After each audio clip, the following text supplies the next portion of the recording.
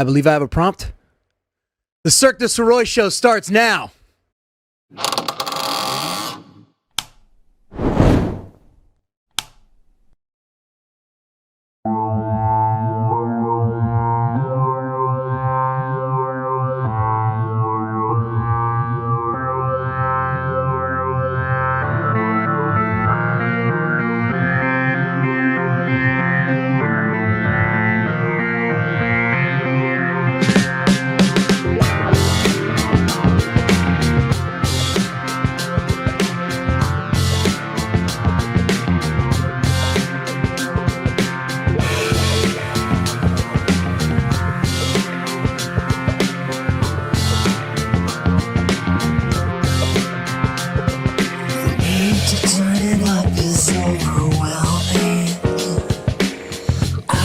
Can't sit still anymore.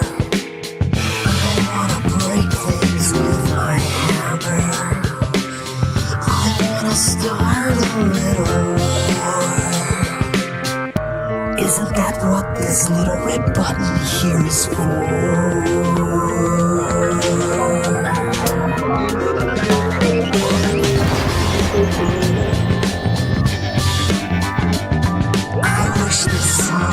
I feel like I'm forgetting something.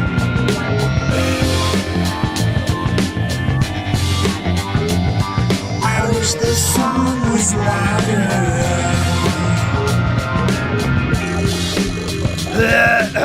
Oh, quit that. Lemon face. That. Lion face. Ah, lemon face. Well. The gladiators of sex have returned. Aye. To oil you up and rub you down. Welcome in one more MFing time to the Cirque Du Sirois show. Team having fun presentation this evening. Cirque 2, Fury Road. We are the throbbing pulse of DFW. That's Dallas-Fort Worth. We're here to have a little fun tonight. Just a little bit. Welcome all Circomaniacs to tonight's presentation. We're 8 to 10 tonight. We're live on YouTube. We're live on Twitch. Live on Facebook, maybe. Everywhere. We are. Everywhere you need us. And we are at full effing strength. Je suis Michel Sirois. I'm going to be one of the people getting you through the fun this evening. Another person is sitting 8 feet to my left. He is my only brother in the whole world. He's my big brother. He's the big kahuna. It's Cash Sirois. What's that mean? Give me your big kahuna howl. Hey, hang 10, bros. A real Duke Kamanamana. I'm super excited about tonight's show. And Really? Why? I was a little bit nervous. Not that good. Well, that's for the fan to decide. Unfortunately. But I was a little bit nervous about the interview that we're going to be interjecting in this thing. Mm-hmm. There was no reason. It worked out great. But I mean, we're on a run here. Yeah, dude. We're Outside hot. of that whole Joey Chestnut fiasco, things are kicking ass here at the Cirque show. Oh, yeah, behind the scenes. Betrayal. If you watch, Danny Bayless is here. Ringy ding Sorry. ding, ring the bell. Ring Or the- as I'm referred to tonight as Keanu Sleeves. Oh, Okay. Get Take it? it. All right, Yes. fine, It actually took me a second to get it. Well, it's cold in here now. Yeah. Yeah, the AC is that- bumping. can It we is- not complain about that? I'm not complaining. We've had it's, issues the other way. Yeah. Yeah, I would way rather this. Oh, yeah. Crank that thing up. as Marlo Stanfield from the From HBO 67. original series The Wire would say, that's one of them good problems. He did the voice. On a Tuesday. He did the voice. He's free to do it on a Tuesday. True. I'm Only- free to do a lot tonight. There's only one Dingu Square available on Thursdays. Oh, yeah. Behind the scenes. So if you watch on Thursday, right, we're supposed to have Joey Chestnut. Yep. And then it turned into the Vampathon, which at least one person, Judson, said, hell yeah, that was the best Cirque show. I don't know that that's. I'm open sesame to what you collectively think makes this show better. Like, I want to hear it, right? And I don't know if it's preparing more stuff or having shit in the can or you want bits. us to tell you what we think? I or- want them. I Oh, want yeah. their feedback. Like Those people. It's one of the rare times when you can actually be heard, and we probably would adapt, you know.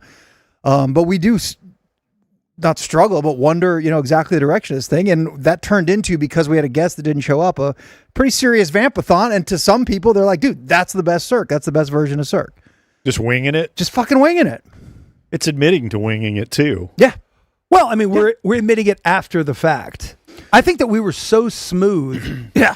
and so awesome that Right. most people probably didn't even, although we probably admitted to Yeah, I was bitching about it. Yeah. So we're supposed to have Joey Chestnut on, and he didn't show, and it led to like 40 minutes of what we have nothing planned here, but we kick it around and have fun. Anyway, the bottom line here, I'll fucking read the goddamn thing. The second we get off the air, Joey Chestnut texts me. What's the Chest. timestamp? Okay, that's a New great number. Who question. dis? Yeah. Let me Stop texting me. Let me double up. What are you, my uncle? My 10 uncle would do this. This is actually not a bad move. If It you're- is a bad move. If you happen to find yourself wearing novelty yellow glasses for some reason, and you can't just wear your readers, It looks great. well, I could put them underneath it. It probably looks. It doesn't matter how it looks. I care how I look. Like, what are we doing? My whole fucking year. 10:20. Oh yeah, because mid show 8:32, I text him a follow up to the agreement. Ready when you are. Link in your email. You know, like we talked. I thought we had this locked down. 10:25, which is probably within 5-10 minutes of us getting off the show, right? We usually go till 10:20, something like that. He says, "I'm so sorry. I took some cough syrup earlier and passed out. I completely forgot. I'll be available tomorrow if you want to try again." I've both been there and have used that as an excuse. He leaned himself. Yeah. He leaned himself silly. Or lied about it. Either way, I accept. All good men, and I said all good men shit happens. This show is only Tuesday, Thursday night, so we'll catch you next time. Joey. It's not my Joey. My Joey's the drummer of Oatmeal Pizza. But I was like, Cough syrup. okay, so he had cough syrup, and this was Thursday night, and then Saturday, this effing guy's in center field of the Cotton Bowl, That's not the right word. and he ate 110 fried rice. I don't even know the thing that won best savory. Oh, the crispy rice cup? I don't know. It had a weird name to it that I didn't know. If you have a computer, Joey Chestnut. Arancini. There you go. Arancini. Look at Terry paying Thank you, dividends. Terry. Paying dividends, having Terry around. But he had 100. Like, apparently they're at least like something that would fit in your hand. I don't know, golf ball size or And he had larger. 110 of them? 110. 110 of them. I was proud of myself for eating 10 dumplings this weekend. I patted myself on the back in Yes. the restaurant. And that happened at halftime of the Yes. the Texas OU game? No. The soccer game. The The State women's Fair soccer Classico. game. Okay. Yeah. State Fair Classico. He ate Make no 114 crab and mozzarella arancinis from Texapolitan Pizza in 4 minutes. Damn. In 4 minutes. So I guess he wasn't against anybody. It's more of not a competition, a show off. It was Exhibition. a An exhibition? food friendly. Did they play music during? A food friend. He was playing a food friendly. At a soccer game, right? He's like, I got, there's no one here, so just line them up. But a food friendly shouldn't be him against the food. It should be him against somebody that thinks that they can eat too.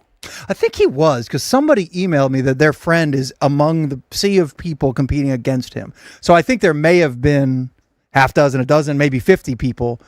But they were like amateurs. Oh, yeah, amateur hour. Kind of like God, when... you should have been in that. Yeah. No. Yeah. It's kind of like when the back in the 70s and 80s, the Dallas Cowboys would put together in the offseason a basketball team, and they would tour around Texas and play the city's fire department. They're like their fire department or police department all-stars. Just a big exhibition. That's community But building. I was able to, in Abilene, to secure a ticket to one of these things as a little kid and go onto the court after the game and get a pennant signed by every freaking Cowboy that played in this thing. And it's like Harvey Martin, You still have it? Too Tall Jones, Danny White. This was after Roger left, I guess, or retired. But like Drew Pearson, like so many of those great like late 70s, early That's 80s badass. Cowboys. But the kids, all right, come on down, kids, and shake hands with your favorite Dallas Cowboy. Can you imagine doing something like that? Now, the reason they had to do it is because those motherfuckers got paid so little, they had to supplement their incomes by Summer job. playing the Abilene Fire Department at basketball at That's some insane. high school gym. And people would go. And that was the thing. So what I'm saying is that's probably what the competition was like. Yeah. he was going against some Right, guy fireman, if he from a was lucky. I'm fire sorry, department. but do you still have that signed thing?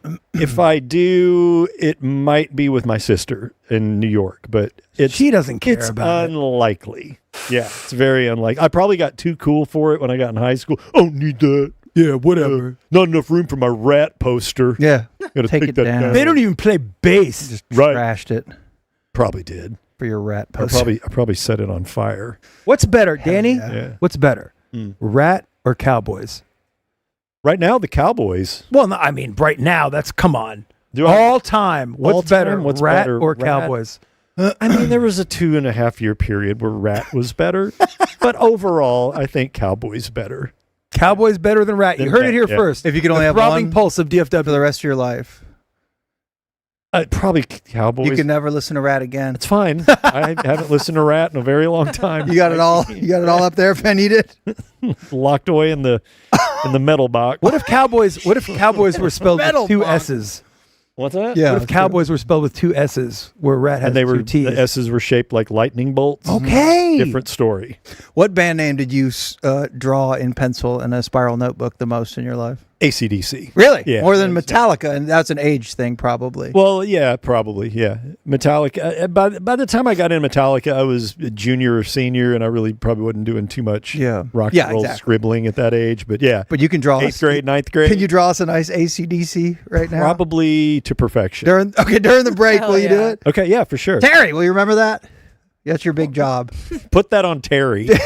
Well, no one will I remember. do have sticky notes at my desk now because y'all I'll told me to remember. remember so many things. There you Okay. go. So I will click my pen. Shit, give me a pen. I'll do it while you guys are talking about soccer or something. Oh yeah, well we're talking about yeah, Big that's Brother. the that thing. you didn't Maybe care Cash has a Marshall Islands follow up. I'll do it. Right there. about. I looked into the politics. That's of supposed to Marshall mean? Islands. You won't believe it. You will not believe what's going to. Oh, Terry sighting on cam. Look at that sexy ass. Holy shit. I have a news story I want to follow up real quick. Can I do that? Yeah. Go, Mike. Go for Mike. Because we had the balls to break it to you guys, You're welcome. something that was going to happen, and we did it like I don't know, a week or two ago. That's right. That we had the world's only Michelin-starred taqueria coming to Dallas. You're welcome. This incredible place in Mexico City. It's the only one in the world that won the Michelin star, right? El Califa de Leon. And they were doing a pop-up here, right? Don't do the voice. I just pronounced it with respect and properly. Respect. Properly? With respect.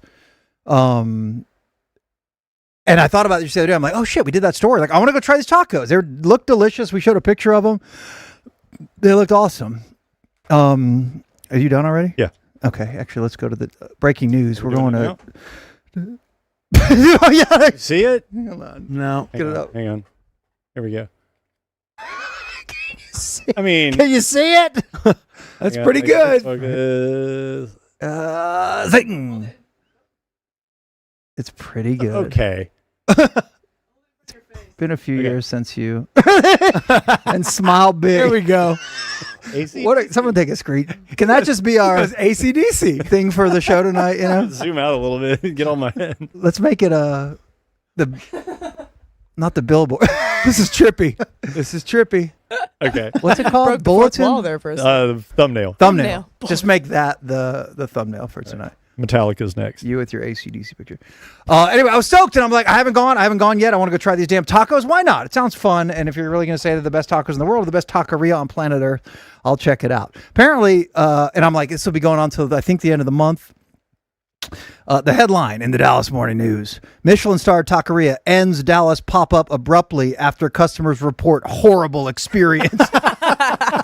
What? I'm like, yes. All right. I want to hear about this article. I haven't seen this yet. I was kind of stoked, right? So the thing is, this Michelin-starred taqueria and a travel app called Gringo.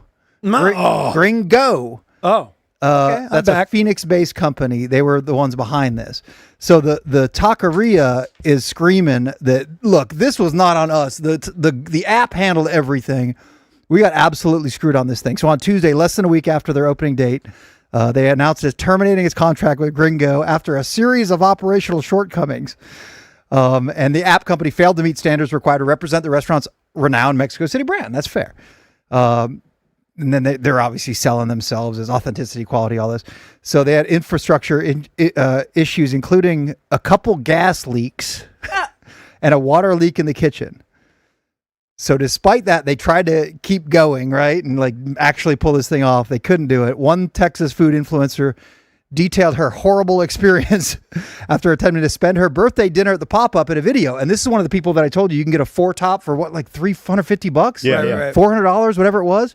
But they give you some drinks, I think, and a full experience. She did that. She arrived at 3:30 p.m. Was not seated until 7:45 p.m. No way. After being seated, the influencers at her food arrived not the warmest and described the pop-up as understaffed and unprepared. So are we bitching about the food not being good?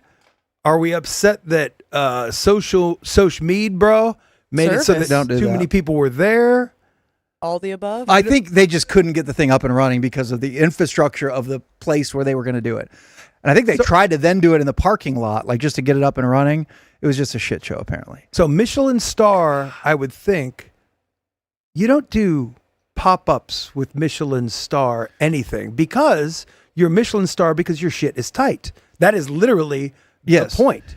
Well, it's like they're the most popular taco in the world, and it's kind of like them going on tour. I guess. But if they were going to go on tour, they would put the funding, money, preparation time into Infrastructure, planning ahead, knowing all that. if we're doing this, we have to bring the best tacos in the world. we're going to need water. And they did this. Yes. We're going no to need gas. No gas outside of personal. No Did they steam. do this out of an existing host kitchen, or was it? Yeah. I don't know. I mean, that's crazy that it failed that miserably. That miserably and that quickly just to be like, you effed up. I would think So that don't go get... So they went back to Mexico and with their with their tail between their Yeah. legs, with their taco between their legs. Oh, I think... Okay, it's kind of weird. Despite the flurry of issues, he says the taco pop-up will continue without the El Califa de Leon's branding, chef, or walk-up service. So it's just another taco. So according to Krupski, they will remain open through October 28th as planned. Oh, so they signed a big deal, So they're going to keep slinging tacos, but they're just any taco. but they're not. Go to Fuel City. Fuck it. Okay. Go to I think. Go to taco, joint. Go to I taco think joint. this is an appropriate response to that. Oh, Oh my God! Broken No. spork. Broken spork for them. the broken spork has been I wasn't ready awarded for for that. just the second time. the impromptu Yeah. broken sport. Yeah, Does she have the power to just do that? She just did. I can do everything. she's Dear one of the God. 4 heads of state. All She's right. one of the 4 branches of government here. That's not how it works. If it's an even number, that fucks everything up. Nah. All right. Welcome to Cirque. So yes, don't go get that taco we told you about before. We were the first to tell you about last time. So their bell cow menu item is now not available. They had left. They all fucking left back to Mexico City. Now Okay. it's just a regular taco pop-up. Right. And it's probably delicious. They're probably good. Probably tacos. great. And if people didn't happen to catch that article, you know, they probably have a sign that looks sort of like El Mia Khalifa. That's not it. I'm not going back to that window. I'm not putting the readers back on. They should go. Info is closed on If you're this going to store. stand in line for that window, you should demand free chips and queso from them for mentioning. They the won't give it window. to you there, No, Cash. there's Why? only one place you can get that from, and that's Taco Joint Cash. Mike already said it. God, Look you at guys are that. genius. I'm telling you, this queso has zest. It does. And if you say Cirque, and I saw at least 3-4 people that tweeted to us that did it this weekend, bunch of locations all over Dallas.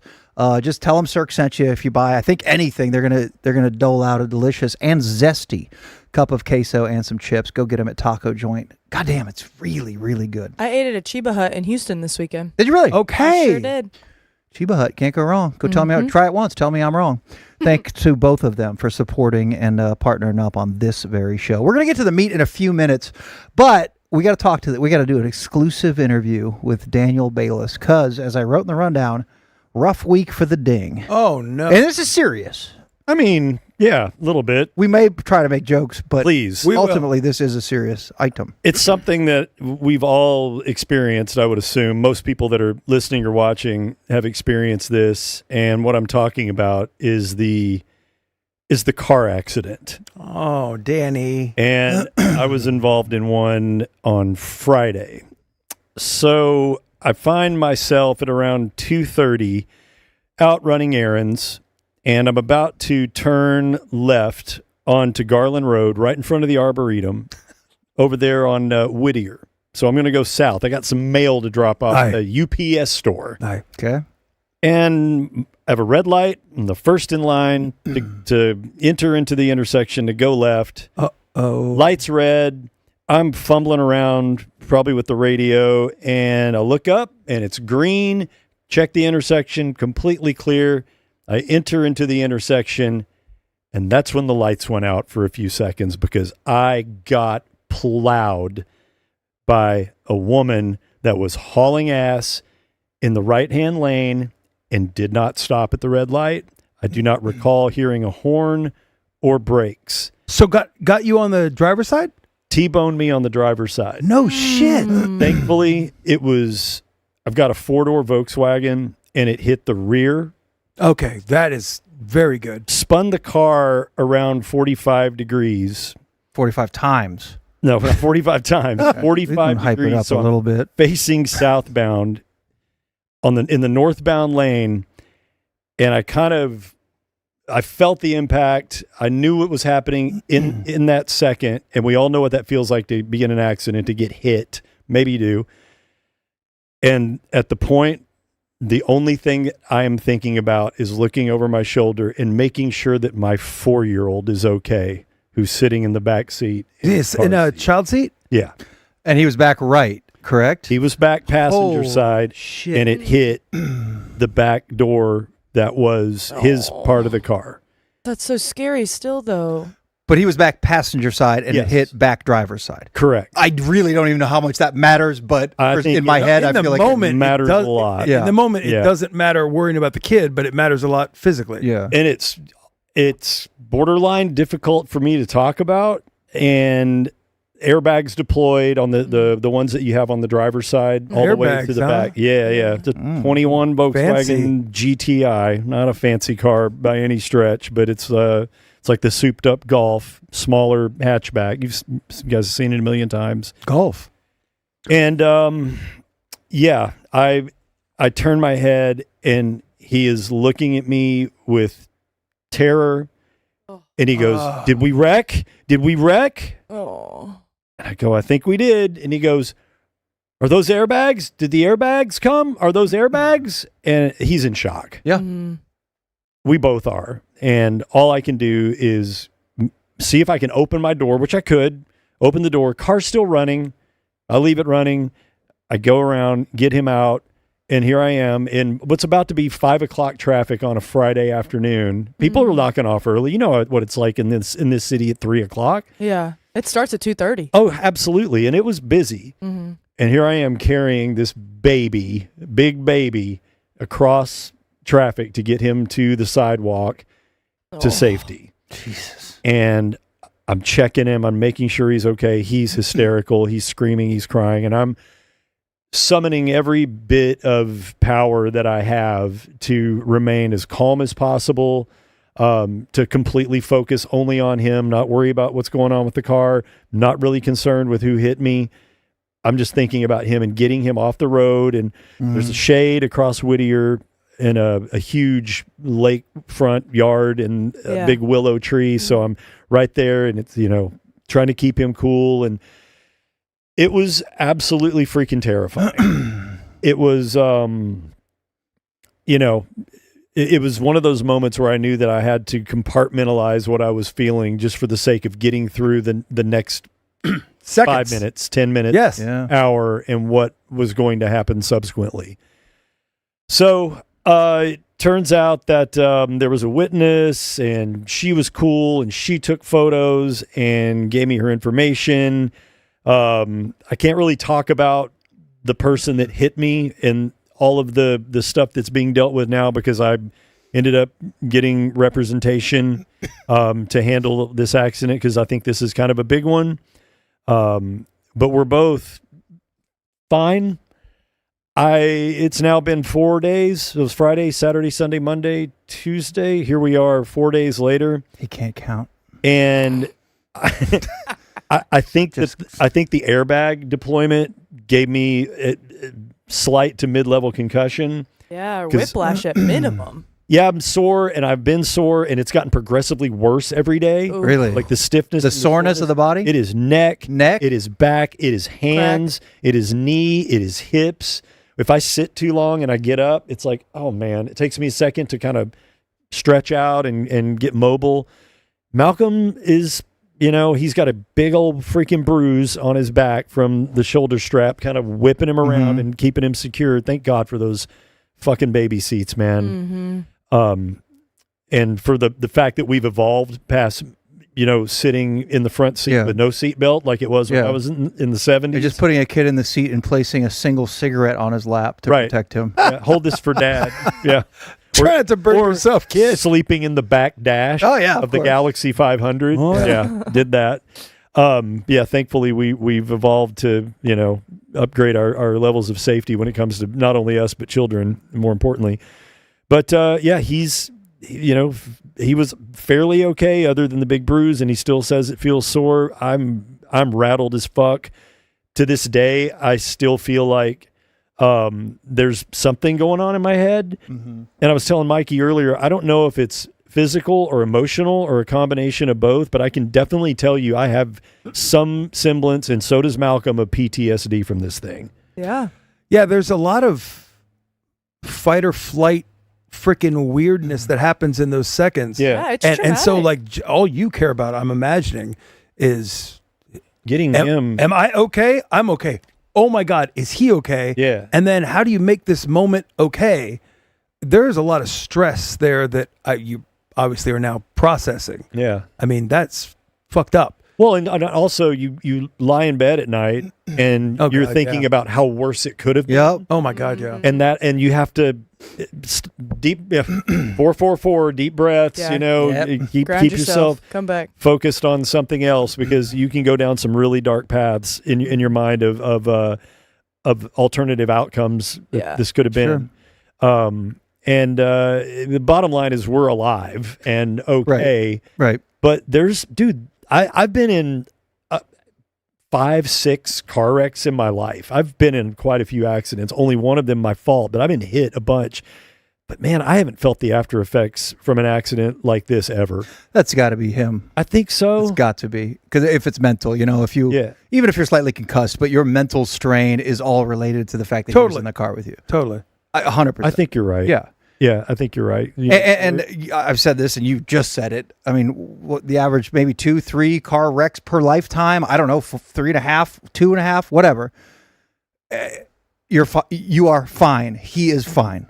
That's the be thankful thing. You know? 100%. I mean, I'm with you. It's the spectrum of possibility is obviously stretches a long way toward potential. I didn't know about this. I was on the text thread, obviously, but I was not, I guess, paying attention, or maybe I didn't catch it or whatever. And I didn't know the details until you just said it. And when Mikey walked in today, I told him, I'm like, do you remember us being in an accident? So how old is Malcolm? 4.5. Okay, so that's obviously younger than both of us, the thing that I remember. He didn't remember this. But in Miami, we're growing up, and we had an El Camino. Which is gangster as hell. And you know what he said? It's pretty badass. He said the first El Camino when he told me the story. We had 2 El Caminos. Fucking Wild Bill. Bill loved the El Camino. Yeah. Not ironically either. Yeah. We had a red one and a white one. There was no such thing as ironically loving the El Camino back then. No, it was just just buying the El Camino. No, he had a white El Camino. He had a red one first and then a white one. Oh, I thought you said yellow. No. Which would have been straight. That was the boat. He had a red El Camino? Yeah, the first one. And that's the one you're talking about? No, the white one is when we got banged. So we were... Yellow. We were... Night they banged. Again, the El Camino is just a bench seat. And Mikey and I, the way that I remember it, I don't remember, it was one waist belt. Yeah. Oh, yeah. And the only thing I remember, we didn't get hit hard, but we were stopping or stopped, and somebody hit us from the back. And so I was older, and I remember getting my head banged. Didn't fuck me up the way that, you're talking about this, but I know you're concerned about Malcolm and, his whatever. I'm sure that this is not going to be a problem, but he's so wise and the questions that he's asking, I'm Sure. I love hearing it through your lens about how he is perceiving Yes, this so aware. reality. He processes stuff really well. And one thing that his mom and I have been incredibly in tune with and alert to, especially after this, is just kind of like granting him permission to Work it out, to feel this stuff and to talk about it, and to if he's because he's exhibited some behavior that's unusual for him since then. Like he's really into reenacting the scene with Hot Wheels and crashing them and into each other, kind of like we were hit. And then he's like, okay, Popo's coming now. So he's kind of like doing on his own play therapy to kind of work through this. Understand. The first day, because they towed my car to my house, because I didn't know really what to do, and it was close enough to my home. It's like, yeah, just take it to my house and I'll figure it out another time. So it was out in front of my home, all smashed up, and the airbags and everything. And when we got home, he's like, I don't even want to look at the car. And I was like, you don't have to, buddy. Well, the next day he's like, I want to go see the airbags. I'm like, okay. So we walked around and I let him do whatever you want. And he got inside the car and he's like touching them. He's like, because the airbags to a kid are a mystery. They came out of nowhere. And kid, they're a mystery how they work, how common they are. I love airbags. But as a kid, I really love do. airbags too. I really sure do. you're thinking of the same airbags. I thought the ones in the car. I'm talking about. All right. 40-year-old version. Yeah. Bags of sand. So, but to a little kid, you know that if you see airbags, something bad has happened. Yeah. So that's why he was focused on that. It's like, did the airbags come out? This has to be fucking bad if the airbags came out. So he wanted to see the inside of the car, and I'm like, yeah, absolutely. We're talking about it. So we communicated about it a lot. And if there's something that he's acting out in a way that's a little unusual, I'll try to gently bring it back to talking about what happened. And I'd let him know, dude, I was scared too. I know it's really scary and it's okay to be scared. And I cried, and I know it's okay to cry about it. And just to kind of let him, have that freedom to not just shut it down and get over it, like maybe we would have been told to do when we were kids. Did your front airbag too come out? No. So just the side airbag? The side ones, yeah. And do you recall in hindsight does it hunch over the console a little bit? Like You said that word weird. console? Console. Console. The consulate, the console. I believe it's called. The Australian consulate. Console. It's not a console. There's there's no way that's right. Because when she hits you, your body goes, it naturally goes this way, and then the airbag kind of knocks you that way. So I think the impact of the airbags and the contour of the airbag, That's not knocked me way off loopy, base. man. But I've never, knocky knock. I've never felt an airbag. I've never had my first. Really? Okay. First airbag. Yeah, I haven't either. Yeah, crazy. My first airbag. Yeah. First airbag. Yeah. Give him a little trophy. Great Radiohead song too, by the way. Airbag. Yep. Incredible. Yeah. Here you go. Your first airbag. I already won this one last week. That's all right. Now There you you won go. two. But because Congratulations. But because of my concussion, I cannot remember what for. See? That's no idea. real, That's man. why we just leave it I there. think you were big Tex. You're like You Vita. won the Texas quiz trivia. This our trophy. Yeah. Congratulations on trophy. Can you see trophy We're bags? okay. We're okay. I'm Yeah, dude. going to the doctor tomorrow to get checked out and see if I'm aligned or my bones are knocked out of whack. And I don't know what they'll do, some type of vitals and do the eyeball test and all that. I don't know. It's creepy, man. Yeah. But like I said, Dude, everyone's Glad you guys are fine. could have been worse. Yeah. He could have been seated behind me. She could have T-boned me right on my door, which would have been, I think, a lot more severe than what I've dealt with so far. But yeah, man, this one's lingering. Really? Yeah, I'm weird driving now. Like I don't want to drive. Are you? Is the truck here? No, I've got a rental. Rental. Yeah, and my rental smells like smokes with cigarettes. So it's just the whole look. The bottom line, obviously, I'm glad we're okay. But then the aftermath of it, is there anything freaking worse than dealing with the aftermath of an accident? Yeah. All the insurance and the forms and the getting the Uber to the rental car place. And I know I sound like a bitch complaining about it when I'm alive, but We've all been there. No, it's You've terrible. all had to deal with that stuff, and it's such a Yeah, but nightmare. I think it's just so relatable. That just speaks to like Mary's thing that we just went through with the Achilles, or anybody that gets a diagnosis. Life just effing happens. Unpredictable as hell, too. When you don't expect it, and that's what it's all about, is dealing with the things that there is no way for you to see coming. Yeah. I mean, because that is what our whole existence is. And that's like they say, you'd rather be lucky than good any day of the week. And I was lucky because you know what? On that Friday across this country, there were probably 100 people that were in almost exactly the same type of accident that didn't make it. Yeah. So Yep. I'm not going to bitch too much. And chat's right. This might be the beginning of Malcolm's baby driver origin story. Okay. He got in a car wreck, and then he ended up being a getaway driver for some bank robberies. Or So a y'all are onto successful something, chat. F1 driver. That they also said that was We can, instead of, you don't have to rob banks. Yep. Or Evel Knievel next. Let's go with the professional car racer Mikey's as trying- our first step. I'm cool with any of it. Look, you got to get him trained at golf first. And then I we can tried move on that. to F1. I tried that at He's his 4. first birthday, right? Or was it second? Second, yeah. I gave him plastic golf clubs. And all Hype he, train on Twitch. all he screams is, Mikey gave me golf. And I'm Mikey like, okay, gave me that's golf. good. Well, To use this- them. To this day. Let me see that grip. No. It's backwards. Yeah. Golf didn't help me in Crash, Uncle Mikey. No, it did not. Did not. Well, obviously, Yeah. I'm glad you guys are effing okay. And Scary. that's scary shit. All right, Scary. well, take the next 20 minutes off then. We'll make it easy for you. Okay. Draw a nice warrant logo on your little iPad. I don't know how. What do you call those things? a post-it note. Yeah. Well, that's a very Cash thing. Because it is time for the meat.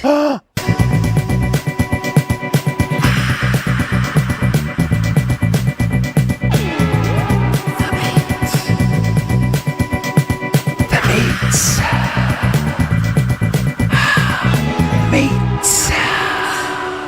I want to be way better at keeping an eye on chat. Look, I've been saying that since the first effing show. We want to get your chats popped up and that kind of thing.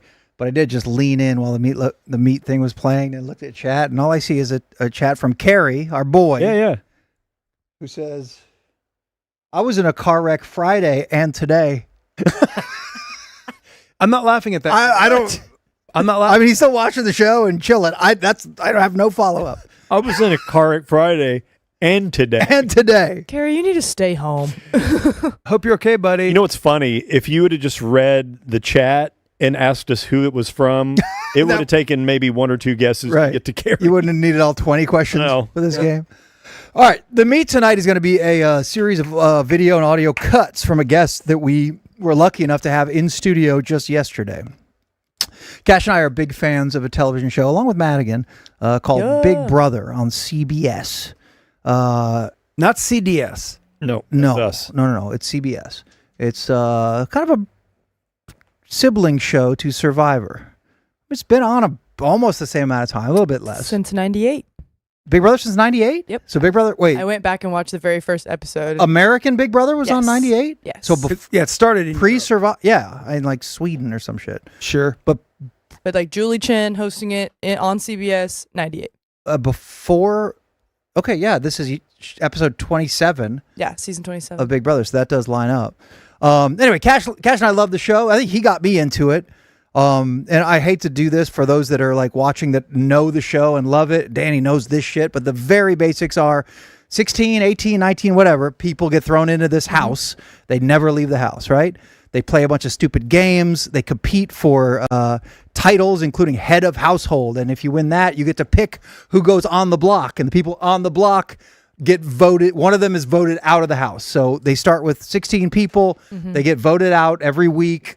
Blah, blah, blah, until one person wins. The ultimate winner wins $750,000. Second place gets $75,000. And they also award something called America's Favorite Player. That person gets $50,000. I've done this like 6 times trying to sell Big Brother. If I was trying to sell it, I would say it's human chess. It's very intellectual. It is. If you want to sell it from that side, I could argue that it's really an interesting social experiment, whatever. If you want to look from the other side, it's hot people showing their abs and trying to make out with each other, playing dumb games, and somebody ultimately And winning money. Drama. Yeah, You can choose any side you want to look at it. I wouldn't watch it if it's exclusively that second thing. Yep. I do watch it because I find it very interesting and trying to eliminate people. More Anyway, gameplay than a dating show. yeah, 100% more. It's not a dating show at all. Anyway, the most recent season, number 27, just wrapped up maybe 3 weeks ago. And we had a contestant on the show named Keanu Soto, who lives in McKinney. And he was awesome on the show. He was in a tough spot a lot of the time, like trying to battle himself out of these positions where he knows I'm about to get voted out. If I lose this, throw the fucking ring on this bottle contest, like whatever they are. And he had a really hard fought battle to get to the final 5, which is ultimately where he ended up. He's a really nice guy.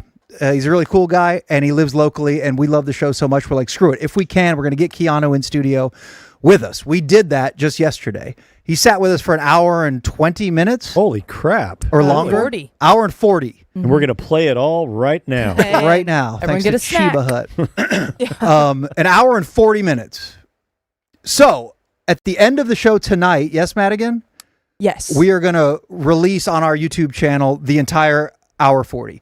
If you Correct. like Big Brother, if your wife likes it, whatever, you'd probably like this whole interview because he gets real granular about what he was thinking in these specific decisions, that sort of thing. We didn't want to put, obviously, that big chunk on Cirque, where a lot of you don't give a fuck about Big Brother, don't even know who Keanu is, don't care. But he still said some interesting things, and we had some cool questions, hopefully, that our average viewer would find somewhat interesting. I'm going to learn a lot by watching this. You're going to learn a lot. It's a primer, right? Yeah. It's 10, 12 minutes or so in total. We're going to have it in 4 chunks. And I don't know. It's all just sort of cool stuff. The first part I want to play is 4+ minutes. And we were just asking him how you get on a reality show. Even if you don't watch Big Brother, I mean, it's intriguing to think of how a regular person gets into a position where they could win $1 million, $750,000, etc. So here is the first cut of our buddy Keanu Soto, who's a DFW resident. And we're asking him the question of basically how he got on the show Big Brother. So they hit you up? Is that? And Yeah, so I imagine the only reason I even got a text or a message to be on the show was because I was a fitness influencer, which I had spent a lot of time doing before that. A lot of people don't know this, and they think like, oh my God, Keanu got 270,000 followers from being on Big Brother. No, I didn't. Yeah. I built my following up to about 100,000 before I even got asked to be on the show. So I had never heard of it before. I had, a recruiter reach out and be like, hey, have you ever heard of this show? And I was like, absolutely not. Never. No. And I didn't even care to be on reality TV or anything like that. But one of the girls that goes to my recurring Saturday classes that I have at a hidden gym in Allen, shout out, Yeah. on Saturday mornings at 10 a.m. Okay. Maybe I shouldn't have said that. Now I have like a huge influx of people. I hope so. But anyway, it's open to the public. Anyway, I read it out to her. I was like, hey, have you ever heard of a show called Big Brother? And she like stopped like in the middle of traffic. No bullshit. Turns her hazards on. She's like, I'm not moving till you answer them back. And I was like, oh my God, okay. So I answered back like, hey, I'm interested. What do I have to do? Blah, blah, blah, whatever. And she was like, I've been watching that show since like season 1. Right. And you definitely have what it takes to at least be on it and probably be pretty decent at it, at least from a competitive standpoint. So you better answer that. And so she's probably the only reason No shit. I even ended you up happen on to the be with when you got that text. Yes. Do you? And again, golden spatula. Anytime you want, if there's something you can't answer. Do you? It couldn't have been completely random. Were they just combing fitness influencers? Do you think there was someone who was on the show or was close that knew you, referred you, or was it really just saw your posts and said this guy looks interesting and has got the good look? Well, from what I understand, this isn't even like anything. From what I understand, when you're casting to be on a show, just in general, you have like your kind of I don't know if you want to call them like stereotypes or like they kind of fit a mold that you want. Mm-hmm. So maybe they were just looking for a relatively handsome dreadlocked fitness influencer, and I just happen to fit that mold. Yeah. You know what I mean? And obviously, We have very one- humble as well. We have one box unchecked. we got everybody else figured. Must acquire. Oh my God. Yeah, but so I imagine that's what like got me through the like in the door. But then when I started doing like a couple of interviews and things like that, well, then it came out that I'm like, there's a lot more to me than just the whole fitness thing. Like, I like D&D. I'm a huge nerd. I got Star Wars posters in my living room. Like, you know what I mean? Like that is not just in my office, guys. That is in my living room. I've heard you say that before too, that you think that those quirks or whatever, the D&D thing, because they pubbed the shit out of that throughout the whole show. 100%, yeah. It's like they figured that out. They heard that, and they're like, that is a differentiator that makes you not just a buff, handsome dude, whatever. That is something we want to capitalize on, and they did. So that seemed to be a priority to them in the casting process and the interviews. Right. Yeah. So and then doing all the little voices and all that stuff, like they loved that shit, dude. They loved it. So whenever people ask me like for advice during the casting process and things like that, I was like, yo, hammer down those one or two things that make you who you are, that make you different from the guy standing next to you in the grocery store or whatever, and really hammer those things down, because that's what they're really going to feed into. So, there's a couple people out there that think, oh, I'm going to be on Big Brother, this and that. And then like, I'm all right, dude, what's the one thing that's really interesting about you? Oh, I've been accounting for 25 years. Like, cool. Yeah, dude, you got a real good chance. Good luck with all that. Maybe apply on the other end of the show. So,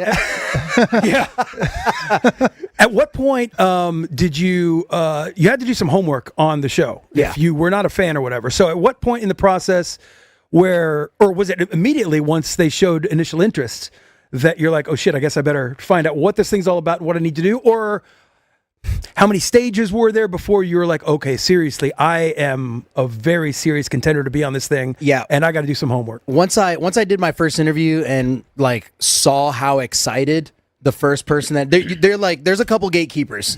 You know what I mean? You got to get through a couple people before you start talking to the big dogs. Yeah. And the very first person I talked to was very like enamored with me and was like, oh my God, you're going to be on the show. Trust me. And I was like, okay, well, what do I have to do if I actually want to be on the show? They're like, oh, you have to watch a season, this and that. So, I was like pretty much all in, even though it wasn't a guarantee. I actually did enjoy the show when I started watching it. Yeah, it's hard not to. Yeah. And then as I became a fan of the show, like whether I went on the show or not, I would have watched this season. You know what I mean? And I would have watched it intently. God, I got so many. I cannot wait to get to this season part. We're not there yet. But yeah, so I did that, and then I studied my ass off. Like, and I know that like for the hardcore fans that are like the live feeders and stuff like that think I played a horrible game and this and that from a social standpoint. I could see why they think that. Admittedly, I did not play a very good social game. And I think a lot of that has to do with because I studied so much. I think I studied the wrong things so much. So for example, one of the things that I really picked up on while I was watching, some of my favorite seasons were like Derek's season 16 with him and Cody, season 20 with Casey and Tyler. Those are two of the seasons that really stuck out to me. And like when you go back and watch those seasons, it's like, all right, cool. Divide the house, win HOH, take shots, and just keep going back and forth taking shots. You have your number one in the house. You stay loyal to that no matter what. And like those were the things that I picked up on. So when my season was not like that, honestly, I didn't know how to adjust because I hadn't seen enough of the show, or I had seen a lot of the show. And I kind of innately knew that the landscape would change, but I just think that me as a person, when I get married to an idea, that's it. Like, that's gospel. And that's definitely not how you need to play Big Brother. But to me, that's what it was, and that's how it stayed through the entirety of the game. And that's really ultimately what kind of bit me in the butt. Wow. Oh, sorry. What did you just see? What your thoughts? I mean, he's a good talker for sure. Yeah. And how long did he make it? He finished 5th. Okay, out of 18? Out of 17 people. 17? Yeah. And he was like the star of the show. In that, so he's a really sweet dude. He's really nice, soft-spoken, generally like not over the top. Like that's who he was the whole show, what you just saw. Yeah. And what you'll see in the upcoming clips. But a series of events where a guy said that said that Keanu lied about something. He didn't. He told the whole house, Keanu lied about this. And then he turns into persona non grata. Yeah. So I don't even know if that part is in one of these cuts that we have, but he said there was a few days where for 22 hours out of 24, like no one would talk to him. So Danny, he seems like somebody that doesn't, I don't know. I like that dude. He seems like somebody that would have a hard time being a bullshitter. Yep. Mm-hmm. Yes. And that doesn't serve you in a game like that. And that is the point that I think we're about to get to, is that he is a comp beast, which basically means you can win your way and just keep keeping yourself in the game and running things. Winning these dumb games of I can hang on this wall longer than you. Yeah. Yeah, it is Trivia 50% stuff. physical and 50% mental. Yes, Okay. I can But run the around and problem- put these balls in this faster than you. The problem is when you're winning all those things and you're not being socially smart, you become a huge target, which I think Yes. leads to what we're about to get into. Which the house then says, the second this guy doesn't win one of these stupid things, we're getting him out of here. Okay. Because if we don't do it now, he's going to win the next 6, and 6 more of us leave. Because the only baseline that I have is Survivor. I've never watched a second of Big Brother. I've never watched Survivor until this. I know. I love So it. You like all of the two-facedness and backstabbing, Yes. lying, and all of that stuff. He doesn't come across as somebody that would be too terribly interested in participating in that aspect of the show. it wasn't his strong suit. Yeah. But honesty and sincerity was, which is why he ended up ultimately winning a very nice prize. This next cut is, and that's why we did it separate. So we'd have a little bit of setup to explain to someone who's never seen the show or knows anything. So he's in this position because that guy lied about him. Everyone hates him, right? And then they're playing this contest where he has to walk on this, it's a little Squid Game to it. It's called, what is it called? The memory bridge. And let's just say it's 20 steps, left or right. If I step on the right one, it turns red. I have to start over. Left one, green. Good. So now I go green, left to get, Yep, you have to memorize the whole thing. Are. Cool. And he was going like a Impossibly great white slow. shark, just slowly doing it. Everyone else was frantic running, and he just had a different strategy. And while he was doing this contest, it was one where everyone not playing knows that if he doesn't win this effing thing, he's gone. So he knew that pressure was on him. And it led to a moment where he had a funny retort to someone, and just to give you a little bit of backstory. But this is him talking about winning this contest, the memory bridge, and knowing everybody wanted him out and basically did not want him to win. So you'd use that technique in the foot tapping one, the slow and steady, the memorization of left, the right, memory bridge, yeah. right, and that's the one that ultimately led to your big quote. But I love it and I hate it. It's the tortoise and the hare. You're going slow. You're being methodical. You're memorizing it on the way back. Yeah. But even I'm going, just go a little Yeah, faster. everybody was losing their shit, and you guys didn't even like in the edit because obviously they didn't live stream that one. Yeah. So you guys only saw the edit. Like, guys, I didn't pick up the pace ever.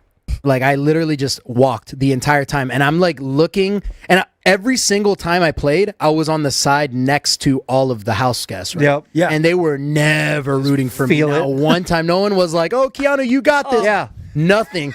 No claps. Every time I walked back, I just looked over there, and everyone was just kind of like avoiding eye contact with me, or like waiting till I passed them, and then I could feel them looking at me. Oh my god. It was insane. And like they were probably looking at me like, look at this cocky asshole just Yep. walking. So And like slow. part of that was part of my strategy too, was like I wanted to prove my dominance so they would stop picking me. Yeah. Because that was probably your low point, I guess, of house Oh, the lowest point for sure. Q rating. Like you knew you were fucked if you didn't win that thing, Yeah, right? 100%. So that's the one that he wins. Yep. And then And it was silence, right? It was no Ava, yeah. no clapping. Oh, No, dude, that's the- not a single clap, dude. You know what we're gonna ask? So just Single tell clap. because that's it. I wonder how long that silence was. It Oh, was yeah. weird. I may have said something close to your quote before you said it because I'm like, this silence has to be cut, and they have someone has a job to do. Yeah. So how'd that play out? So before Rachel and I squared off on that final round, you know, they tell, you know, whoever's the host is, excuse me, whoever the host is, hey, when so-and-so wins, say this when they win. Mm-hmm. And then once you win, everybody claps. This is the custom. Everybody claps whether you like them or not. And then the host says, oh, congratulations, so-and-so, you have won the Golden Power of Veto. And yeah, I won. And it was, bro, you could cut through the air with a knife, dude. And I'm like not even exaggerating when I say, and like this is I'm probably like underselling the amount of time. It was like at least 5 minutes.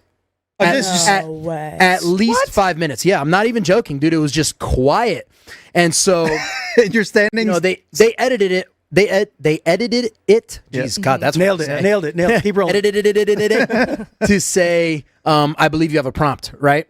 But like before that, I was like, yo, if no one's gonna clap for me, let me get the veto so I can go in the house and I'll clap for my damn self. Yeah.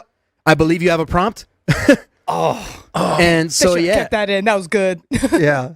Dude, yeah, I didn't even think that was going to be part of the episode or anything. You know what I mean? Like, I had no idea. I didn't even know that was a thing, like even remotely close to a thing, until the week that I left. When we get our videos from home, one of my uncles taps my mom on the shoulder during the video and is like, "B, I believe you have a prompt." And and then she like does the whole sideways butt thing. You know, she has the butt pillow and it says, "I love you." Thing. So and even then, I saw the video, didn't even pick up on it. Oh, really? Didn't even pick up on it. What I gravitated to was like that my mom had the fake butt that said "I love you" on the side, and I started laughing. I got in the diary room, and they're like, "Oh, what do you think about your uncle saying I believe you have a prompt?" I was like, "Oh shit, you're right. He did say that." That's and then I realized it was my line. Yes. And I was like, that was when I realized, I was like, oh shit, they put that in the episode. Yeah. Oh damn, and I still didn't even realize how big it was. Yeah. So it wasn't until I got out of the house that they asked me, "Oh, what do you think your most iconic line was?" I remember I haven't gotten my phone back yet. So they were like, "Oh, what do you think your most iconic line was?" I was like, "Oh, probably, standing up, I'll pick you all one by one." And then later the media team asked me to do like, "Oh, the story behind I believe you have a prompt." I was like, "Oh, fuck, that's the line." Really? Yeah. That's the line that really like got people. Danny. You told me, or did I hear it right, that when he said that a producer jumped on his ass or something? No, I didn't tell you that. No? So, what happens is there's a dead moment there where the producers are telling them, you have to now say, Yeah. and then that's what happened. So that pause that he's talking about, and this gets to our next clip that I think we're going to get to in a second, is the behind the scenes. They are stuck in this house for almost 2 months. Yeah, 90 days. And there is no contact with the outside world or whatever, and these Big Brother people are telling them what to do. Okay, that person just won, you say this line, and now we move on with the story. And so that is a moment where he would have been gone, and the entire house was pissed. Yeah, they couldn't that believe he it. stayed around. And we're going to get in the next 2 clips where that whole thing was headed. But yeah, he was mad. It was silent, and he told the host, and the host being one of the house guests, "I believe you have a prompt." Basically, like, say your effing line if you're so pissed. Yeah. And then the girl who he said that to goes, "You can't talk to me like that." And it turns into another big ass fight. Okay, that's what. Exactly. Okay, I got And she you. took so much pride in that. Right. For So- days she was talking about how she bowed owns up. him. Yeah. And then they're doing this game. They don't know what's like airing on CBS, Right. Because they're doing it 24/7. So then he sees a video from his parents because he makes it far enough. Like, "Hey, we love you, Keanu. You're doing great." And his uncle says, "I believe you have a prompt," and it didn't register to him because he didn't remember he said What are it. you talking about? Like, and now he sells T-shirts that say that. Is that like one of the iconic Big Brother For him, yes, phrases very of much. all time? yes, Very much. yes, I believe you have a prompt. yes. Yeah. Which is a pretty hard line. No, it is. Like, are you going to do your job? Because I just did mine. F all you guys. Yep. It's fucking So pretty hard. by winning the memory board Bridge. memory bridge, even though he was going to get thwarted, Yeah. he saved himself. That was by for winning. the golden power of veto. Okay. I saved you. I saved you from that step, and then you asked. So if you're on the block, you could win the veto and then take yourself off the block. Okay. Had he stayed on the block, he would have been eliminated. So then we got into some behind the scenes stuff that I'm very fascinated in. If you were on this kind of show, what kind of shit is going on behind the scenes with production that people don't see, and what's in the edit? This is behind the scenes production stuff with Keanu. Yeah. So how often does that happen? Because the cordoning you off in back rooms, like I know when, like if you're HOH, everyone, you have to call them out, so they get cordoned off for that.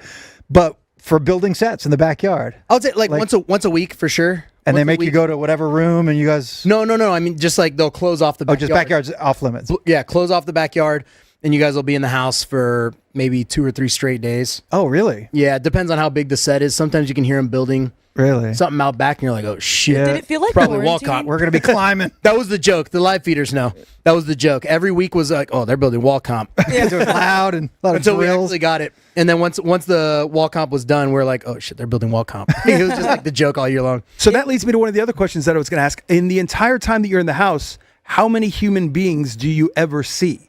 Like, Hey, do you see? they close the curtains so you don't see the people working in the backyard, right? Is there a health professional that maybe pops in if somebody cuts their finger or something? Or Yeah. Or is there anybody that comes in at all? Or does somebody have a handheld camera if there's a comp or something like that? I don't know if that's too in the weeds. No. I like production stuff, so I'm curious. I could- Actual physical interaction with another human being that isn't in the cast. Yeah, I mean, I've listened to a couple podcasts of people before, and they've talked about this, so I don't think this is out of bounds. If somebody gets hurt, a health professional will come in. If somebody has like a problem with their mic or something like that, there's a guy that comes and helps you out. Okay. The same guy. Yep. The same guy. Always the same guy. Always the same guy. Like Ralph. What's his name? We know. Oh, I can't say his name because apparently the Big Brother fans are really like, and they'll look people up. So Yeah. Oh, shit. All right. I'm sure that's Hey, not even his guys. real name. So yeah, I'm sure that's not even his real name. But yeah, there's the same guy. We called him Cherry. I don't know.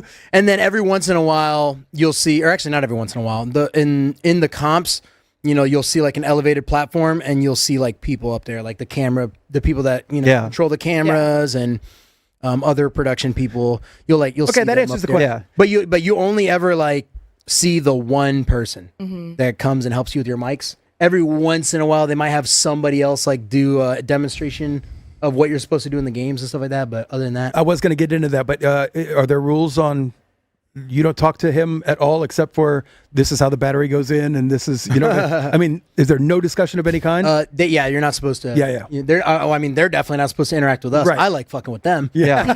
Oh my God, a new person. Yeah, one time one of the guys was Do you doing. like hugs? Yeah. So yeah, I need one right now, really bad. No one's talked to me in 22 hours. I just need some human interaction. Yeah, exactly.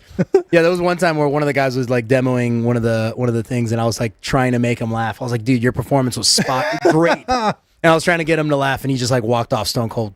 Jesus, ice. Yeah.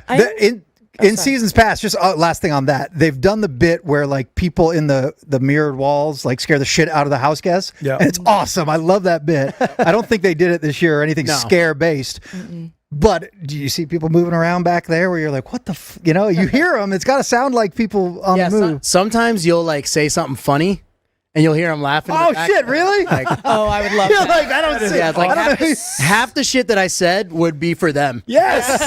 You're going to laugh through the wall. Yeah, That's amazing. There was a couple times you hear them laughing, and I'm like, fuck yeah, Nailed it. got them. That's awesome. So they've kind of got a little studio audience, but you really got to hit it. They're Got to hit through your the line. wall. And then if you hear that, it's kind of like, Right. okay, Got this guy. that's got to be so isolating. I mean, I could like you said, 90 days. They're Yeah, if you- sequestered.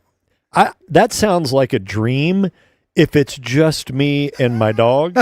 Yeah. But when you've got Cheryl and Dave Yeah. and Lauren and Carl and There was a Lauren. You got 17 one. other motherfuckers There was no Carl. hanging out the whole time. No, that would drive me absolutely insane. How about 750 grand at the end of the rainbow? I don't like money that much. Sometimes it's about comfort and quality of life, Mikey. I know. I'd rather be broke and happy Well, the thing about hanging him out with Lauren. is that he didn't win. He didn't finish second. Mm-hmm. But the ultimate prize, if you're not going to do those things, is to be voted America's favorite house guest. And by a huge margin, the biggest in the history of the game, because of all the things you said before we started this thing. He's very likable. He's very honest. And he won America's favorite house guest. And that's got to feel pretty great. And we talked about that. Was there chit chat about America's favorite, and who do you guys think was the favorite to win that award? And then I guess what did it feel like when holy shit, really? The general consensus was that Rachel was probably going to win because she already had a fan base going in. So we all pretty much thought she had a lock for it. So it was like we were all curious who would come in second. We're like, oh, and by what percentage of the votes? So that's what we were all curious about. So to find out that I was America's favorite and by such a huge margin was honestly it was really cool and was very unexpected. I had a feeling I was in the running at least for it when I had my exit interview with Julie and she told me that her son was rooting for me.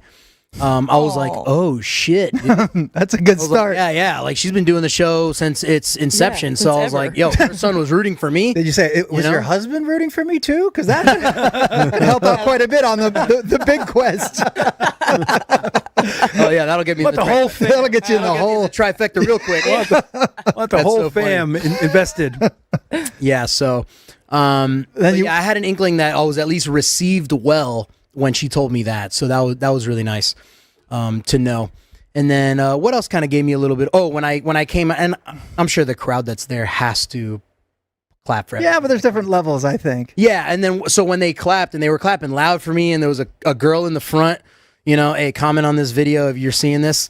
She was like, I looked at her, and she was like so starstruck. I was like, oh my God.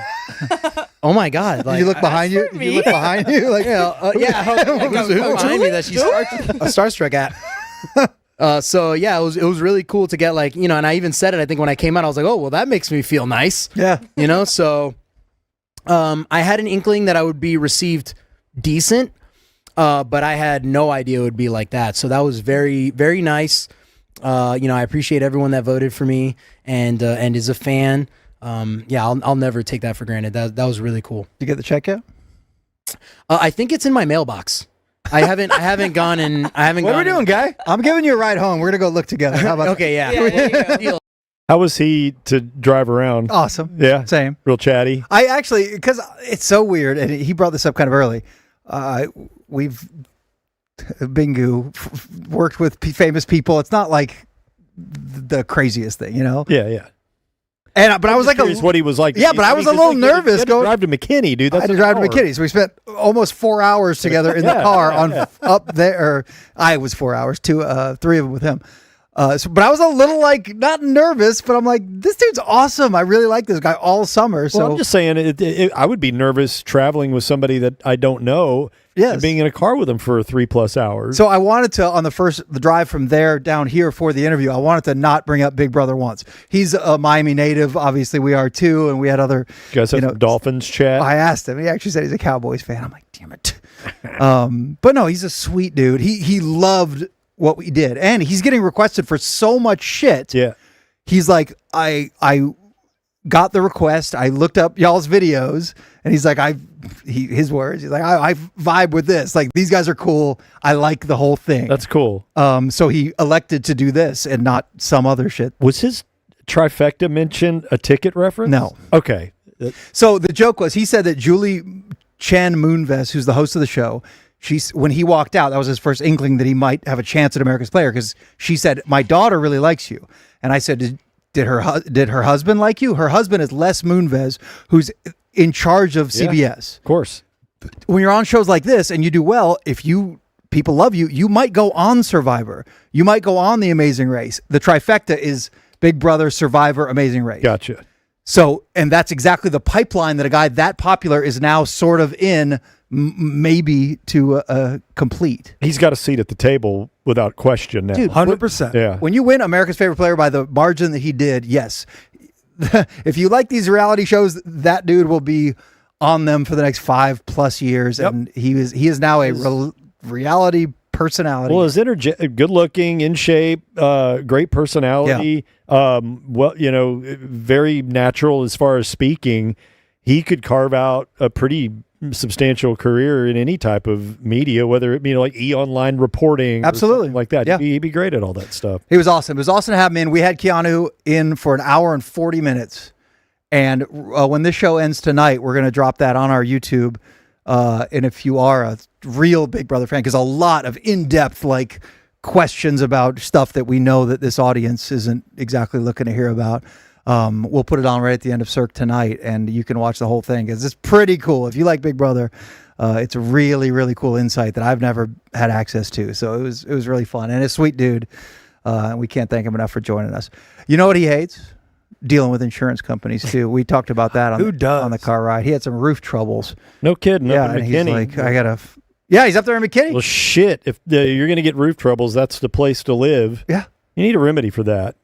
Fact, I have one. Jam roofing. Jam roofing. It was the same one I had. I know. It's a great minds, right, Jam Mike? roofing. They're really easy to get a hold of. Our buddies over at Jam Roofing, jamdfw.com. You reach them by phone at 469-890-6848. I know you guys probably are like me, where you don't like shopping at the big box stores. Are you aware that there's big box roofing? Really? Yes. There's the company that has their signs that they put in people's yards, and they spend a lot of money to be the official sponsor of something, whether it's a big sports team. Oh, you know, yeah. so you kind of get the feeling that it's cookie cutter roofing. Yeah. Probably using the cheapest materials possible. Turn 'em and burn 'em.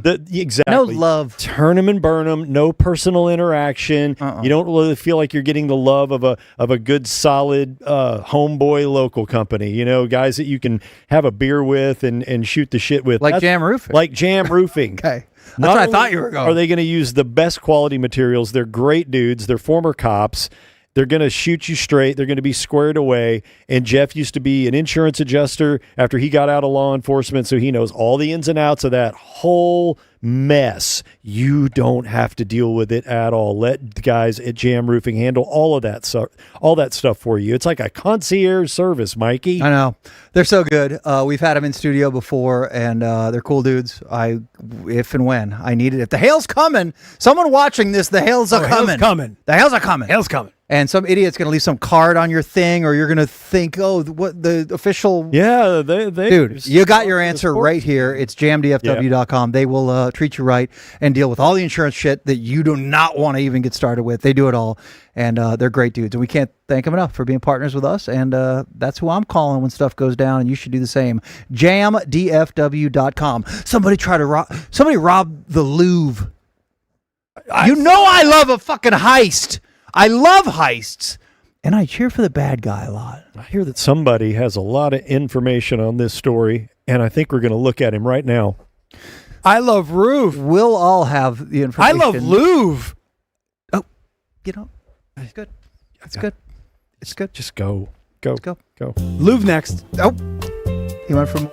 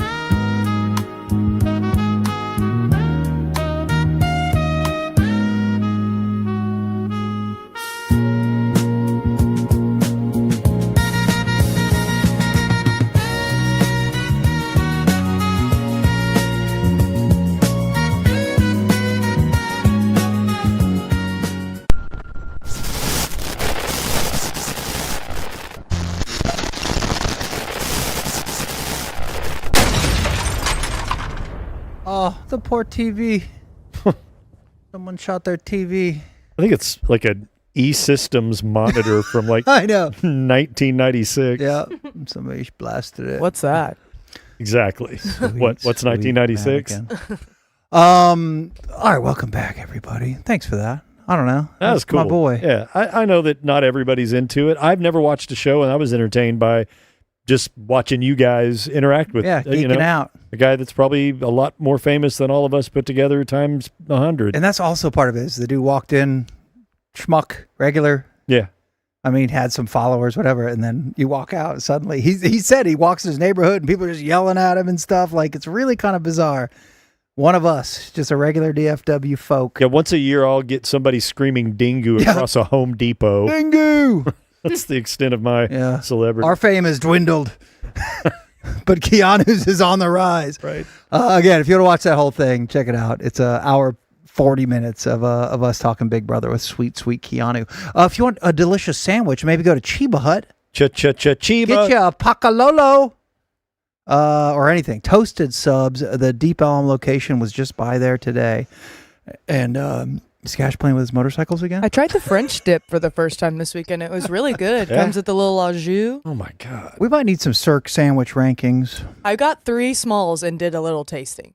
3 Yeah. small sandwiches? Yeah, because I wanted to try new flavors. You hyped some up so much. I wanted to have my own experience. I always, with sandwiches, I always go big on my order, knowing that I'll eat this for a day or two. Mm-hmm. Like my order at Jimmy's food store, which I do go to as well. It's more the Italian style. When I want to go. It's so good, but I get like 4 Cuban sandwiches. I'll get an Italian sub, and I'll eat it for 4 straight days. Madigan doesn't like leftovers. I Are you a don't. leftover guy? Yeah, all the time. I love leftovers. Because I do food prep and I'll get 3 or 4 Ugh. meals out of one thing. That makes Really? me gag just Yeah. thinking about it. I tried that once. Hated it. Like Week how of many days? A suffering. couple Wrong with days? her. Is I'm too on a long for budget. leftovers? I will only reheat pasta. That's like the worst. It's gotten a little better now that I have an air fryer, but You air fry your I thought pasta? it would change. No, other foods. Just things I can't microwave because it'll just get all sog and gross. But I thought it would Sog. change when I Look like at this. moved out and was fully paying for my own food. Your hair is No. sog. what a little princess. She will not eat I know. leftovers, huh? Mm-mm. Okay. I'll push What the if you- limits of leftovers. What if you don't know they're leftovers? Like if I invited Oh, I can tell. you over to my house and I made dinner, but I made it yesterday. There's times where I like Sucker. the drive home from the drive-through place. I get home and I'm like, it's all sad and soggy and gross. I don't want that. Yeah. I Which is think awful. he'll shake out of that, but I don't know. Maybe not. I usually just walk downstairs and give it to a homeless person on the corner if I don't eat it. Gumbo is better on the second day. See, like soups you can reheat. That was an Avery Johnson quote. Oh, I thought it was I didn't use Forrest the voice. Gump. No. Forrest Gump quote that I forgot. Gumbo is better on the second day, Jenny. Chiba Hut, delicious on the second day. I mean, right out of the damn toaster, you can't go wrong. But the sandwich is so packed with goody good Yep.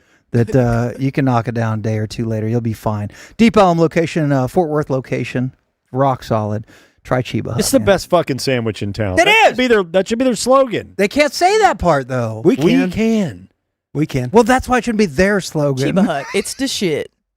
It's delicious. Try one. Tell me I'm wrong. Chiba Hut. Delicious. Also, let's do our E6 sportswear. Hit it up. Because, dude, the cool winds are blowing. The weather has come. And don't you want to look like these cool models on the left? Yeah, the guy with the displaced head and the other guy that looks like he just crawled out of ships at 4 a.m. Would anyone? What happened to me? If everyone had to, like, there was a little button and they had to click to look like one of the 2 models on the left, what percentage would I... Your head doesn't connect to your body. We did that on purpose. This I'm could like, be a casting call I'm for like, LeBear. move it a little further left. Like if everyone right now Just had trying to to get the full effect. had to press on. Fine, here's the. I guess this is the deal. I have to look like one of these people. It'd be like the marbles dropping in the first 30 seconds, just all over Danny. I'd get a couple joke votes, Not but that photo. Why didn't Cash put his big old head in the opening of that hoodie on the right? I wore it during Hey, the. I'm open to notes. I My wore it during the graphics. interview with Keanu. yeah, So people want to hear more about Keanu. Anyway, for real, get a sweatshirt. They're dope as hell. Look at the lightning bolt on the back. It's clean and it's like simple, but it says it all. Oh, and the thread count, it's magnificent. Get a lid. It is really soft. You Get wear some merch. You wear that hoodie on a date, Oh my God. that lady is going to know exactly what you're all about when you walk into the restaurant. Mm-hmm. Hell yeah. Yeah. You're all about being a cool dude and being funny Yeah. and entertaining them Yeah. and being a good person. I guess She's going to so. see that hoodie and know that you have a strong penis and know how to use it. That's right, Mr. Danny. House in What's up? the chat says I'm a blankety blank hoodie snob. If what Danny just said doesn't make you understand how that will make you sex, Yeah. then I just don't know how to help you. This hoodie will make you sex. Mhm. Yeah. Everywhere. And we're not promising, but maybe an NBA superstar locally might be rocking one day when they strut into the American Airlines Center. Never know. And then guess what? They're all check the shelf. It's empty. Yeah. Because you sat on your is. hands 'Cause because you- you click buy now. Yeah, you didn't click. You didn't QR code now. You stupid idiot. Now's your time, dum dum. And then suddenly, when an NBA star wears it, walking to the AC, and everyone's like, "Holy shit! Oh, that's insta cool." Mm-hmm. Insta.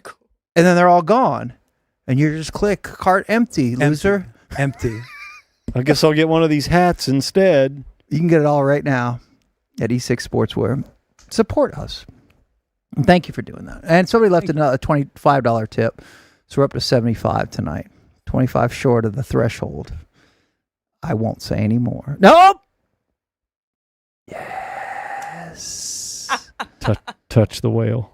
Touch the whale. Touch the whale. Touch Try. the blue Hit him. whale. Speaking of NBA, it's happening right now. First game of the damn season. Overtime? OT. Big action. Anybody see out there? But tomorrow night here in town, yeah. Leave. NBA just started tonight. The wheel of sports just it just never goes. stops. It never- Can you Never believe stops. and when all this can I bullshit? jump off? It never stops unless it's the XFL. Then it's Because that stopped. All this bullshit is leading to Cooper Flag as an effing Maverick starting tomorrow. It's incredible. He was asked today in his presser, is it super weird that you were in, I don't want to say it, I think that's what they said, in high school 2 years ago? Yeah. He's 18, right? He's So he still played one 18. He played 1 year, right? Yep. Yeah, 1 year at Duke when he was 17. So he was in high school 2 years ago. Yeah. Homeroom. Homeroom. Detention. Yeah. He just got his driver's license 2 years ago. Syllabus. You got your driver's license, went to college, and then were Trapper first drafted keeper. in the NBA. He was drawing AC/DC No. logos Has on he- his book cover Okay. just 2 years Has ago. Cooper Flag heard of AC/DC? Yeah. Yes. Everybody's heard He of has a AC/DC. dad. I think no. Incorrect. I think He no. doesn't and have a dad? certain. Well, he does have a dad, or he Right? did. I hope he still Still does. does. Cash and I don't. His dad's like 32 or Dingu. something. His dad- You know? There's a chance he's never heard of AC/DC. There's a I would. What vibe did you get from him when you had media day? I can't tell you how weird it is. Dude, we've worked with Mavs for so long. It's so hard to process that this kid, who is the number one pick, thought of as the next effing big thing, doesn't know shit about shit. I mean, he's just a kid. He's literally just 18 years old. We had a bowl full of candy. He'd never seen candy. No, Really? Yeah. he'd seen candy. He's like, is this is regular food? Is But he this can't- lasagna? Yeah. No, and he's bro. tried to have the lasagna. But it was candy. We've got a room full of tens of thousands of dollars of production gear, and Uh-huh. all he cared about is that Hershey's. Yeah. Yeah. Ooh. What is bit, oh honey? Okay, he's never heard a bit of honey. There's no chance. Who was it? Was it Chandler Parsons? Remember? Because I don't know why we bring candy all the time. And Chandler That's smart. Parsons was in there years ago doing our fucking song and dance routine, whatever. And then he sees the candy bowl and then he keeps doing the shit. And he's like, I'm about to fuck that Three Musketeers. He goes, I'm like, whoa. he goes, I fucking those Snickers. Yeah. He loved them. Yeah. They're good. He loved his candies. Cooper Flag debuting as a Maverick tomorrow at 19 years old. 18. 18 years old. What's he going to do? guys? Dribble and shoot the ball. Is he going to play point guard? What's he going to put up? Nah, Huh? I don't think He's they'll going. put him He's in. going to I play think some he'll be point guard, shooting Danny. guard. He'll be He's gonna play handling the some. rock. Not the Tomorrow whole is a time. historical moment in the Mavs franchise. Like That's that what I'm is saying. No bullshit. Right. The first Cooper. What are we going to do? First Cooper. I'm going to watch. Aren't you going to watch? Hell yes, I'm excited. I'm excited to watch. I think I'm like maybe not numb. I just almost feel like the hype. Well, I don't know. Is the hype through the roof? It's really hard to tell because we're a little close.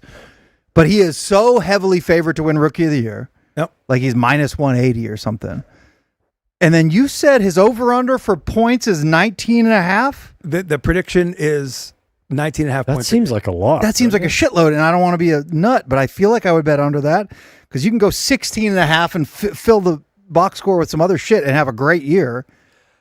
I don't know. I think it goes to So 20 points? Like think it this goes kid's going to drop 20 a night? I don't like kids are just young and springy these days. You know what I'm saying? We've got such an older roster that are all going to get hurt because they've been through the struggles. And he is going to be giving max effort constantly. Like it's going to be so awesome to see this young kid just learn how to put his roots down. You know, I shot video. I was at the WB, I think at the time, LeBron's rookie year. And I'm sitting on, you see videographers and photographers on the end line. And I had a little knee pad and I'm shooting video of LeBron's first ever game here as a rookie. And I remember all the hype around him, and he was not happy with the refs that didn't give him a foul or something, which is, God, this shows how old I am. And he was going to the refs kind of saying, you know, I should have gotten a call there, you know, whatever. And I was thinking of Jordan. I was thinking of, yeah, right. I was thinking of, you know, Hakeem. I was thinking of all these legends that are just barking at these refs. And I'm like, if this guy is the shit that he's supposed to be in a very short period of time, he is not going to be like, geez, you know, I really wish I got that call. He's going to be barking down them, which is exactly he's turned out to be one of the greatest players of all time. But you are about to see the baby deer just learning to walk. Yeah. And the historical moment of that, he's a dog, he's a worker, all he cares about is winning. He is young and unhurt yet. He's jaded and or he's not jaded yet. I cannot wait to see just how he performs. You know and just watch his growth. You know what's interesting too is you should be excited about the Mavs team as a whole, because when Luka got here, how long did it take them before that they got like good? Well, he's been right? playing professional since he was 14. I understand that, but the difference is Cooper Flagg arrives on a Mavs team that has two Hall of Famers on it right now in Brow and Kyrie. Yeah. And Jason Kidd. Luka didn't have that. He had No. Dirk. I remember Lucas. Well, I mean, you had Lucas' Dirk in his first final game year. wasn't like gangbusters, and then I think his second was. He Like because I'm tuning in tomorrow night, and yes, the All I'm Mavs saying is have some good players. But Flagg's got I'm more. staring at Cooper Flagg tomorrow Flagg's night. got more around him now than Luka did his rookie year. So did you see, and rarely do I evoke the name Stephen A. Smith, but he said a little something yesterday that I clicked on. I was like, hell yes. He said, my sleeper team to win the NBA championship is the Dallas Mavericks. yeah, I mean, And he's like, if healthy, yes. AD healthy for a whole season, yes. Kyrie coming back around the All-Star break, if they're just pretty good, and then Cooper Flagg on that trajectory, and then just the depth, you know, of Gafford and Lively and health. too much has to go right. They could be yes, health-wise, things don't have to go wrong. They don't have to go right. Things just don't go wrong, and they could be a deep, dirty team pending Cooper Flagg's ascension and Kyrie's return.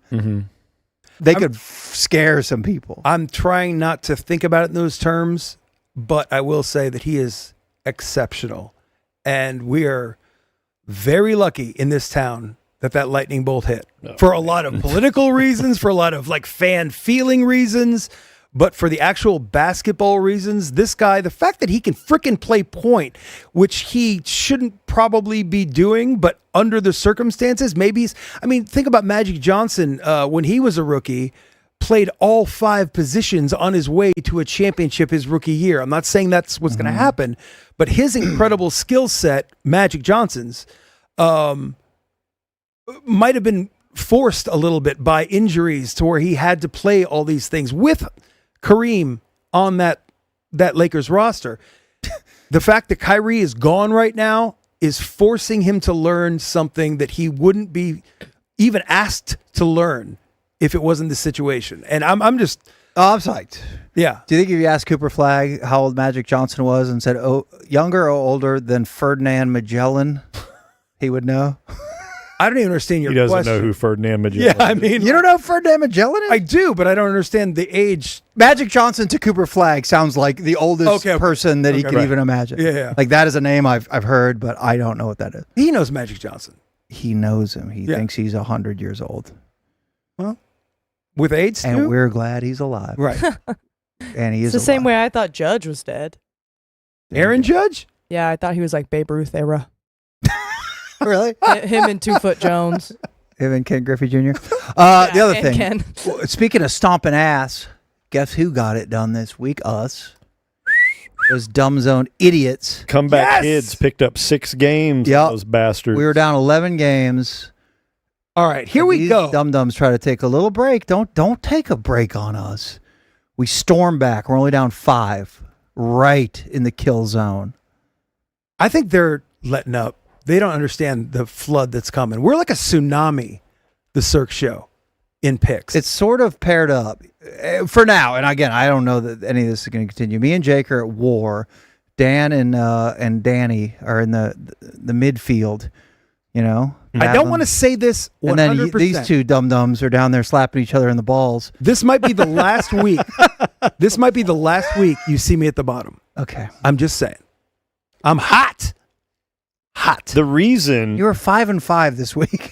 if you look, That's not hot. you really look at this, the reason that we are remaining as close as we are is because when you look at the college football standings, Yeah. looks to me like a couple of fucking experts right there. Yeah. Danny and I Do they know? I mean, do we locked know, in. Do we know college football or Yes. what? We know college football. Do we know? We know college football. Sure, we do. You don't know NFL football at all. I don't know much about the NFL, but man, get me started on college. Woo! It's Oh, those fresh triple you. plays. Anyway, we esprit de corps was pretty low recently, but to go from 11 games to only 5, we got him right where we want him. And speaking of the Dumb Zone, I'm going to be joining the Dumb Zone tomorrow. In its entirety, In right? its entirety. You're co-hosting. I'm co-hosting. God, you're Who's huge. out? Nobody? I actually have no idea. Jake texted me and said, "Hey, you want to do the whole show tomorrow at Fox Studios?" And I said, "You damn right I do." Really? The answer, God, You you're know, gonna you know help what their- this is? the answer is yes. They're afraid of us. This is like They're bringing me when in. they put Gordon on the hard line. yeah. You know? Yeah, true. The panic. Yeah. Put Gordon everywhere. Counter program. Gordon everywhere. We need Sirois. And we can't argue with that. And we would love to welcome Gordon Keith to join our show anytime. That'd be cool. I've been on his Twitch before. Right. Once Abs- that you don't remember. I remember the beginning. You remember the introduction. We would love to welcome him or any of our ticket friends to join us. It'd be fun. It's time for news, and it's time for the CDS evening news. Let's go. Right now on the right thing. here. From the CDS News Headquarters in Dallas, Texas, this is the CDS Evening News. It's the CDS Evening News, where we're on top of shit that you need to know about. We're the throbbing pulse of DFW. If it's local, we're on it. Mm-hmm. Right up on it. Squared up, right behind it. He's right, Danny. This news happens you. to be international. And I proudly don't know much about this, but someone freaking robbed the Louvre. And I love heists. This is a heist. I love thefts. This isn't some slapdick breaking and entering. This is amazing. I think, Cash, you got the X's and O's? So Because I need it all. I will say, I have been to the Louvre. Probably like last week. Shit, twice last year. Don't Beat me to it. Santiago chili me. Twice last year. Last year. You've been to the Louvre? You never been to the Louvre, have you? No. I've never been to the Louvre. I have been to the Louvre, and I have been to the room where it happened. Scouting me. Hamilton reference. In the room where it happened. Thank you very the room much. Where it happened. So, okay, the Louvre is the most amazing museum probably in the world. I mean, the Perot. Dinosaurs and shit. Yeah, I At mean, the top of the escalator. Cool kids area. There's The a Perot gave me dinosaur. the Fun. flu. A petrifying dinosaur. And then Madigan, before the show, we were, just chatting on this a little bit, and the fact that she's just like, a real heist. It's like a real. This is the fact that this shit is happening now. In 2025. Is crazy. Yeah. In broad daylight. Yeah. Okay, so I'm sure many of you know, but this is a heist that happened at 9:30 in the morning. This morning Sunday. heist. It happened as soon, and I can't wait to get in the conversations with you guys about how you would plan this, how you would even think about it, what you would do with it, all that stuff. But I'm going to give you the facts first, and then we can. Oh, I'm sorry, I should get that. It doesn't matter. So Paris, 9:30 Sunday morning, 4 individuals, suspects, arrived in a vehicle at the Louvre, and it's by the River Seine. I'm not sure I'm saying that correctly. Seine. Thank you. And they drove a vehicle up that has like it's not like the Arrested Development. No, it's a bucket. Stair car? No, it's like a tower. You're gonna tower get car hop-ons. that has a bucket on it. Something you might see a guy in that's working on your telephone pole. Yes. So something in the Crane family? Yeah. Well, I think we can start our investigation with Ron Dane Yes. He might have arrived in a Von Crane. and close this case right now. Oh my God. All right, so these 4 guys arrived in a vehicle-mounted mechanical lift to gain access to the Gallery of the Apollo via a balcony close to the river. Pictures from the scene showed that the ladder went up to a first-floor balcony window.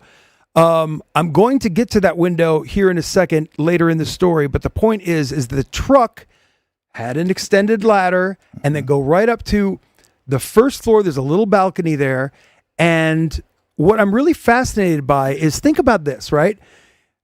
The Louvre, huge, multi-million dollars worth of stuff in there. But how quickly would they know that? Imagine them all being dressed as workers, as construction people, as, people are supposed to be there. How quickly would anyone in the museum know that something is afoot? Because the entire freaking heist took between 7 and 8 minutes. Beautiful. They were all wearing masks too. From the moment, Presidents? No, just like a balaclava or whatever you call them. But the point is that they drove up. They took about a minute and a half to get up to this ledge, and then they used power tools to get into this window. Okay, so think about the security at the Louvre, and when would anybody make a call? Like, maybe we didn't know that there's some plumbing issues on this thing or whatever. You know what I'm saying? The point is, it looks official. These guys are probably dressed semi-official, and then they get up and they get into this thing.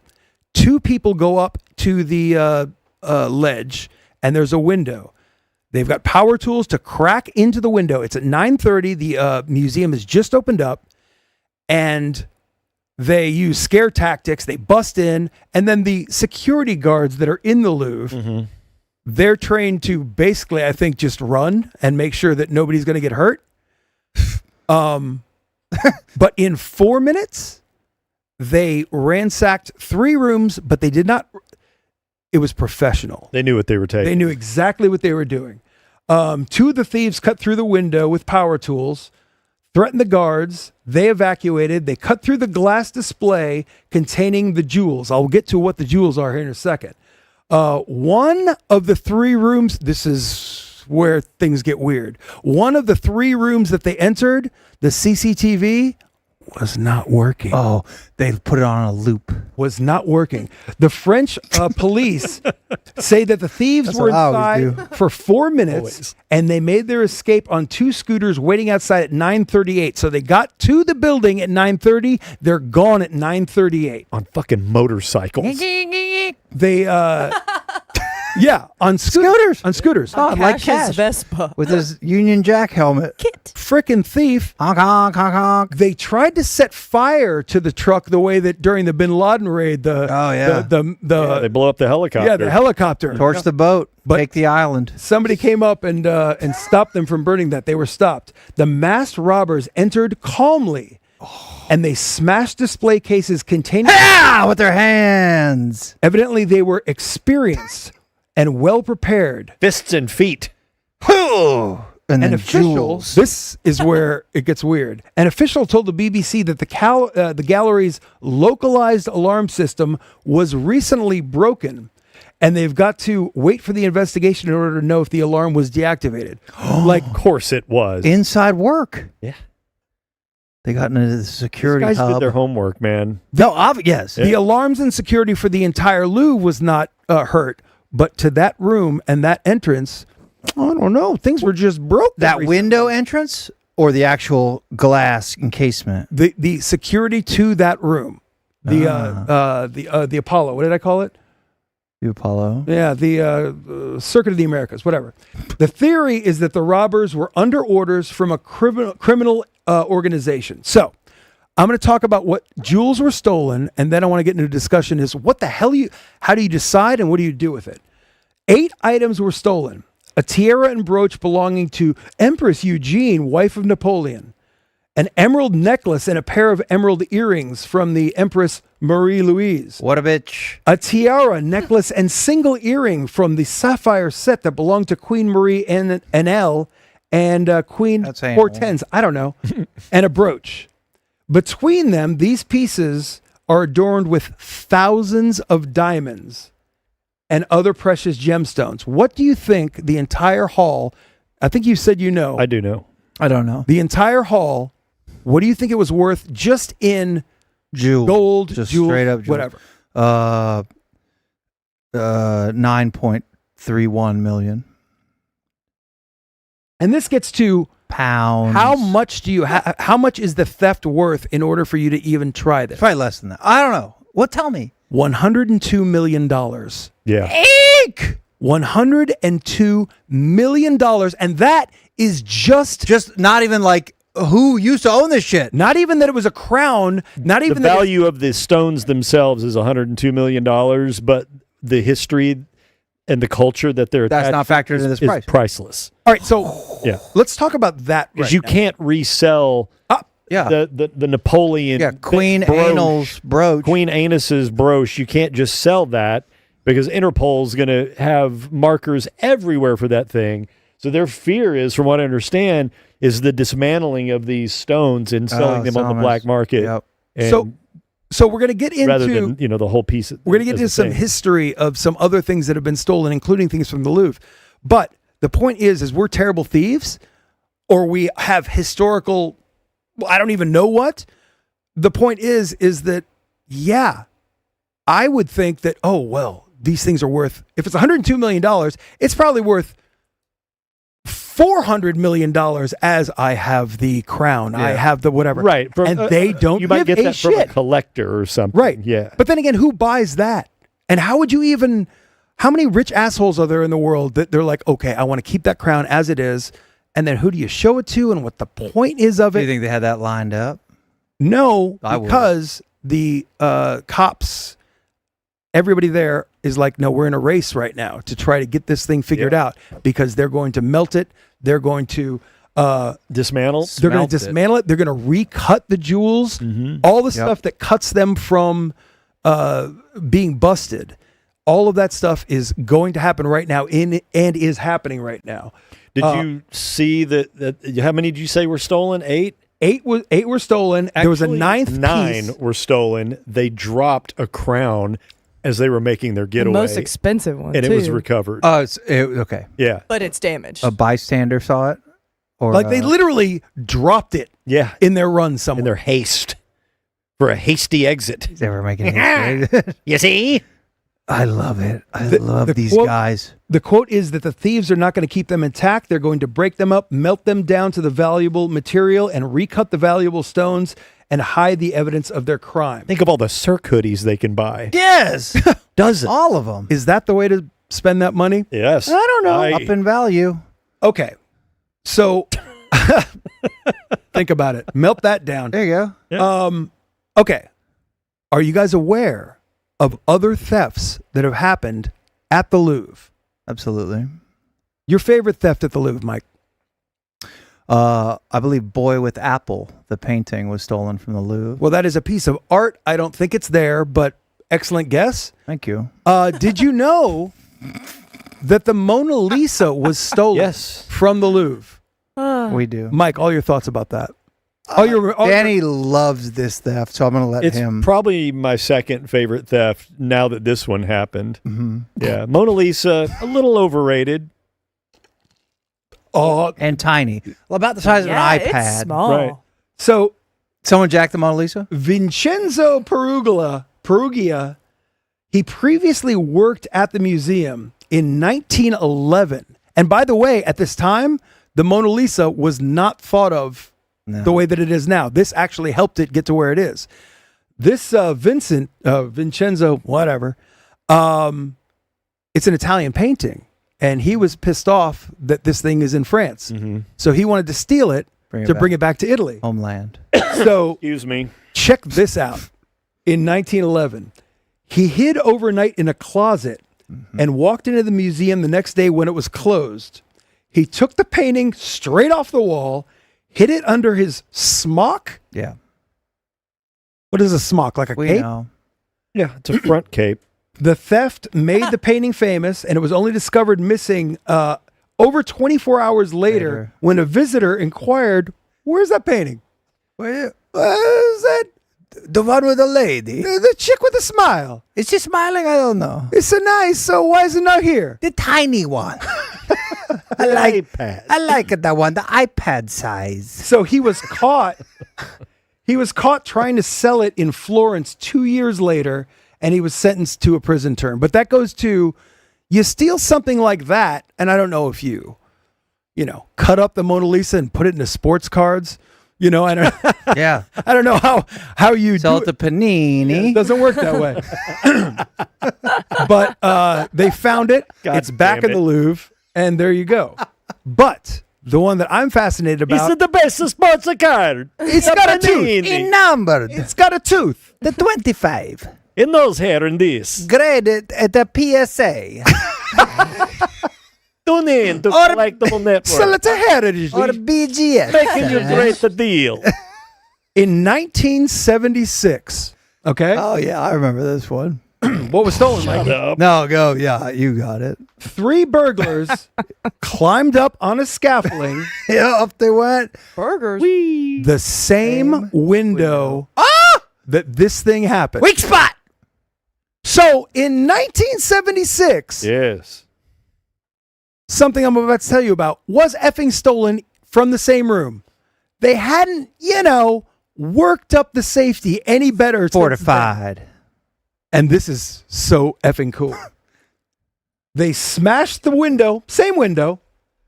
They stole the diamond-studded sword used in the coronation of King Charles X in 1824. I've seen this sword. Oh.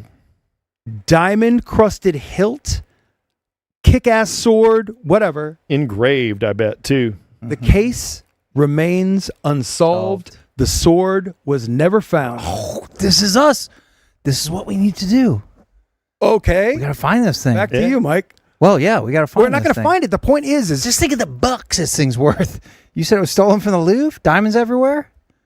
Sword? Mike Soroy, ladies and We're gentlemen. going to get this thing. What a plan. Our title sponsor can be Diamond Sword. Diamond sword. We get a Minecraft sponsor. All of our problems are solved. Right? Unfortunately, the sword has since been devalued because the guy that stole it got it engraved at Things Remembered. Yeah, right. For some quinceañera. You remember that place? Yes. Okay, so We're gonna that get this. sword is gone. And it ain't coming back Poof. because it was all melted and all that stuff, which is exactly what's happening to this right now. Yeah. The fact is, it's the same exact room that this thing happened, This which is is nuts. 2025. Yeah. These Gotta do bastards better. had a plan. Didn't have the lasers like Catherine Zeta-Jones. Apparently had to not. No walk butt through? lasers. My favorite. I know. No butt Is lasers. yours We horny know. cash? We know Here he is horny again. cash. There's no bingo going on. Whatever. 3 shows in a row. Danny and I arrive at the same time, and this guy's in his office looking at pictures of Catherine Zeta-Jones. Uh-huh. It's very weird. Why is that? Screensavers, Mm-hmm. Didn't happen. home pages, Bookmarks. bookmarks. I like Catherine Zeta-Jones. Adds young to the end of the search. Catherine I know. Zeta-Jones. So anyway, Youthful. $102 million. In prime. That is worth a heist. That's amazing. So should we plan a thing? No. We would No, be the hold on. worst heisters. No, no, no. You two No, we'll might we be should do all black Cirque merch for our heist. We'll plan it. heist merch. Okay, we'll merch. plan it Heist like series. hard. They made us look like heisters on the jam roofing graphic, Yeah. you know? What should we steal? So we look Dude, like we have jam we roofing look on the our side. part. Oh, dude, we get in a roof. Roof access. Look at us. Yeah, these Roof guys. These guys access. are going to steal some shit effectively. We do look like Louvre probably have a robbers crane. there. But happy Louvre robbers. Dude, chimneys, skylights, theft from above.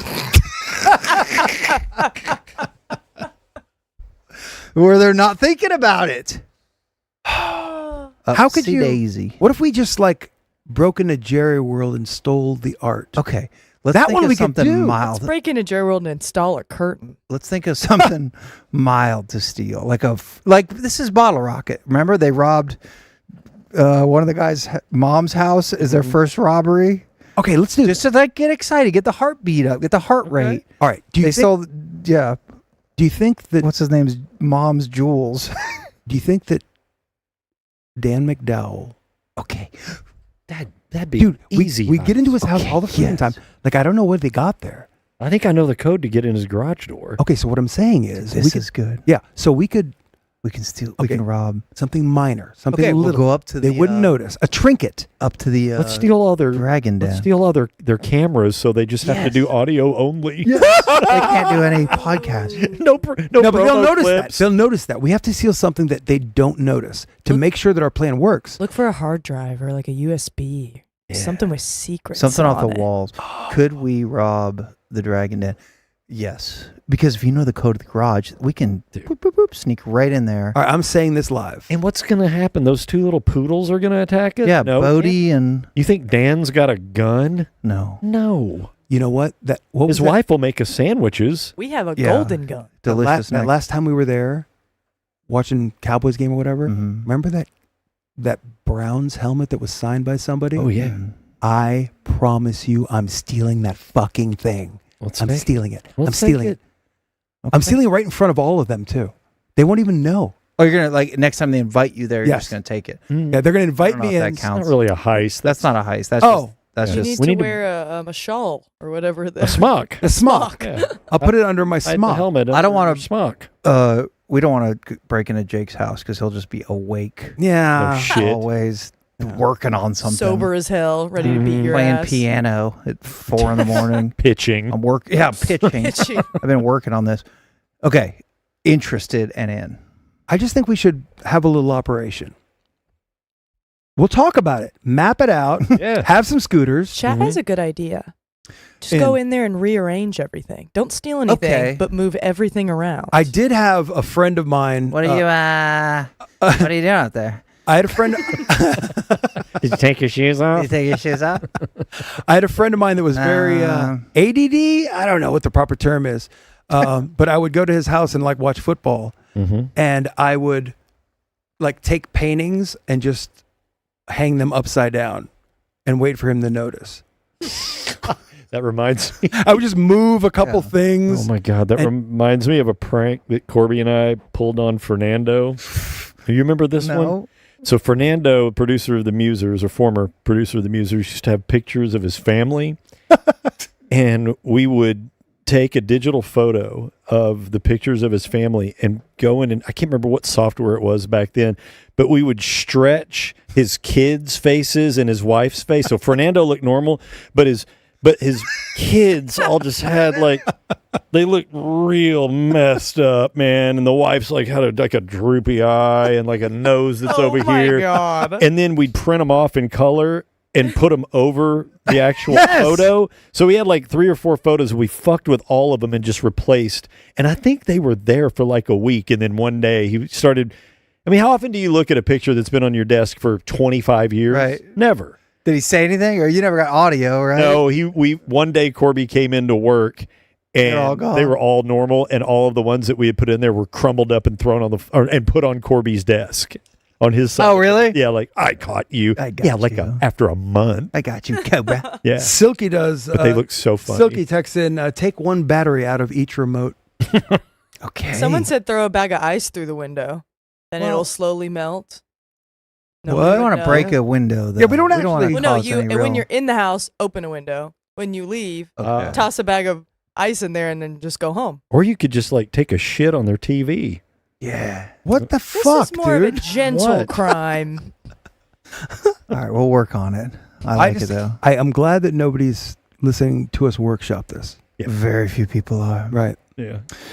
Very few of those people are. What? Excellent. I don't know. That's all right. That's good. That's pretty good. That's good. All you people. Damn.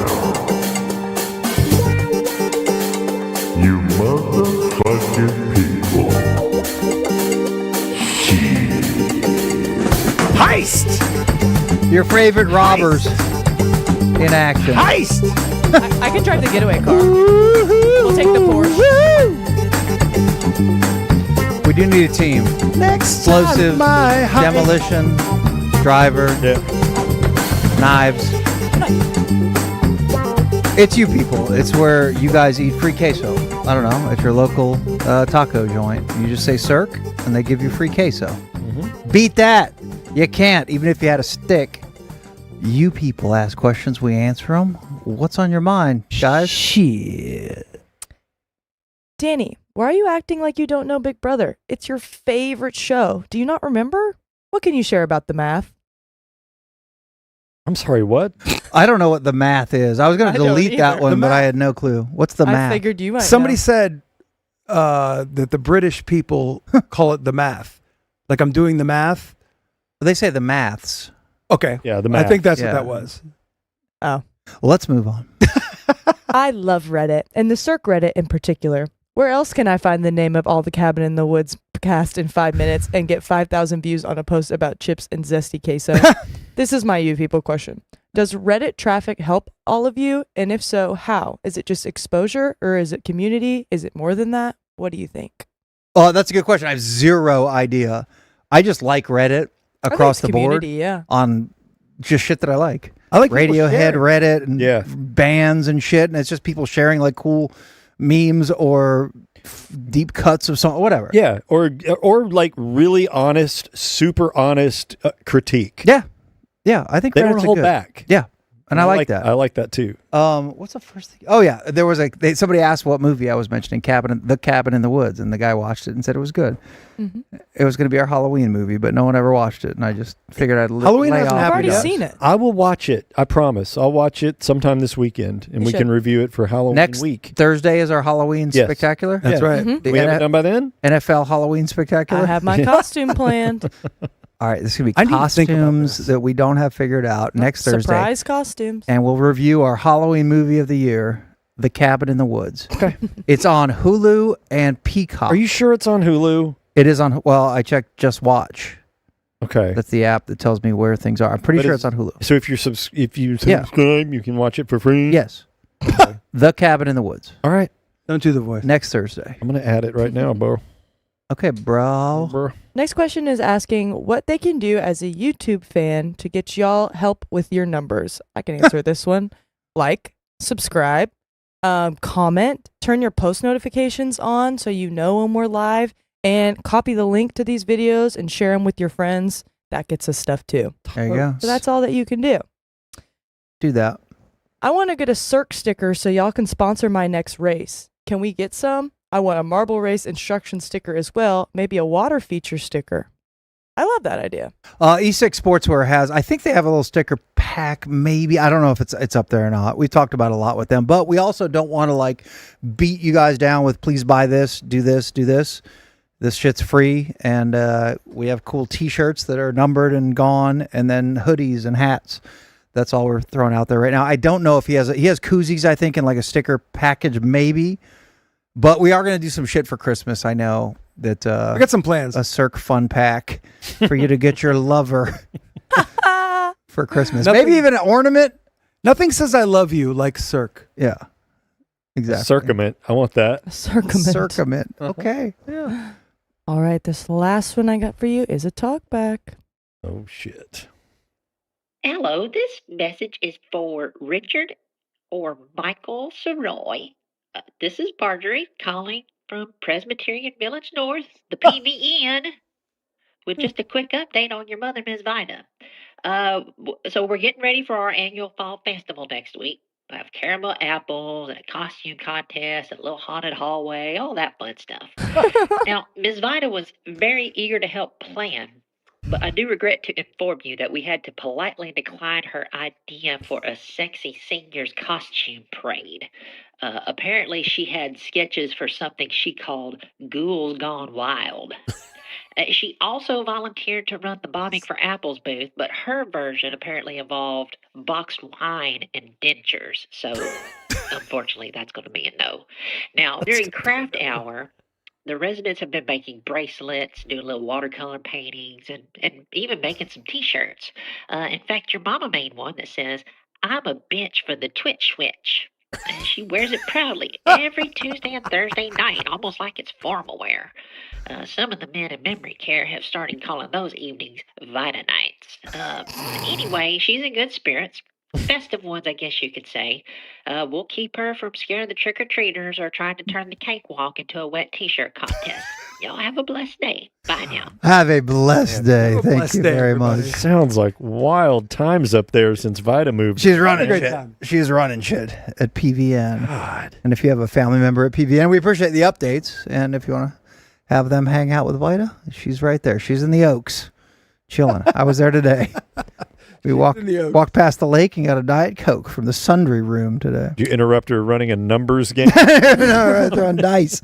Let's play some damn marbles, you dummies. It's the easiest thing in the world. My dad texted me today that a former NASA astronaut moved in next to my grandma in her assisted living. No shit. Really? Yeah. We love having astronauts on. Place your memory care. I don't know if she wants to how much she can share. She astronaut? She. Is it Sally Ride? Is No, it is Mae Jemison. it Kristen McAuliffe? Correct. Rest in power, young queen.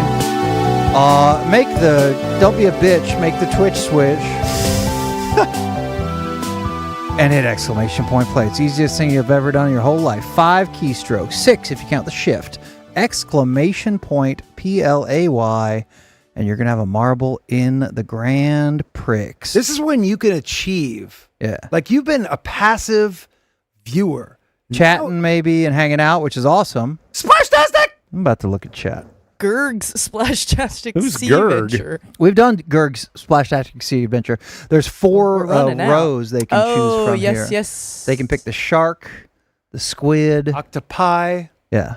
And I don't know what the fastest way is there. I think we've ran all of the races. I need them to come out with new ones. My God. All right, so $500 in American cash Bye, Liz. to the person that wins 3 races, and $500 to a charity of your choosing.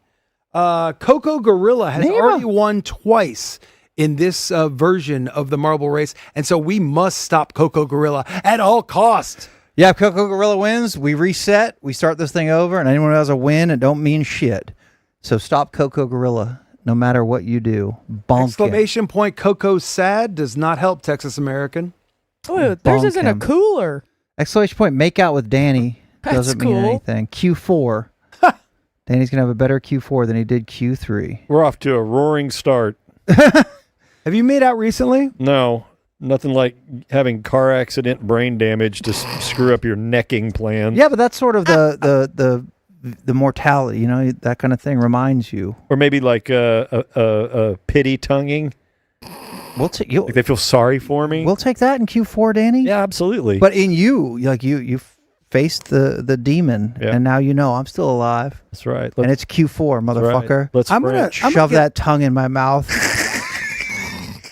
God, pick up line of the year. Dear It's Q4, God. shove your tongue in my mouth. It's Q4. Somebody shove their tongue in Danny's mouth. And then her pants drop to her ankles. That's right. People love Danny. Girls like Danny. No, they don't. I heard It's that like a Miami Vice wheel.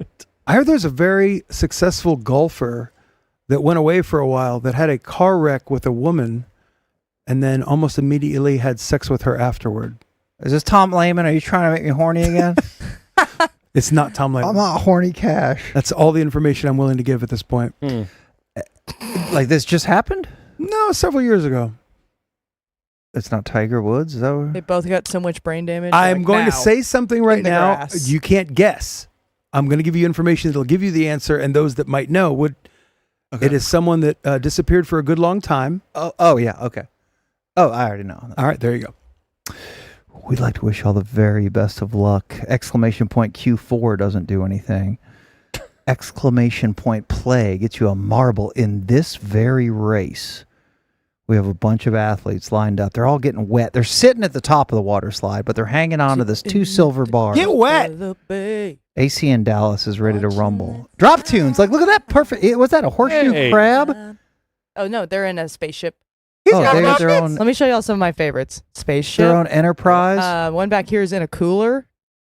That's good. Is that Nima? It's Persian Texan. That is sweet, Yeah. sweet. There's Nima. That looks Vitatime like right something. next to him. Hey, Vitatime, get up next to that thing. That looks like something that could have been stolen from the Louvre. Yeah. This one's like a Miami Vice wheel.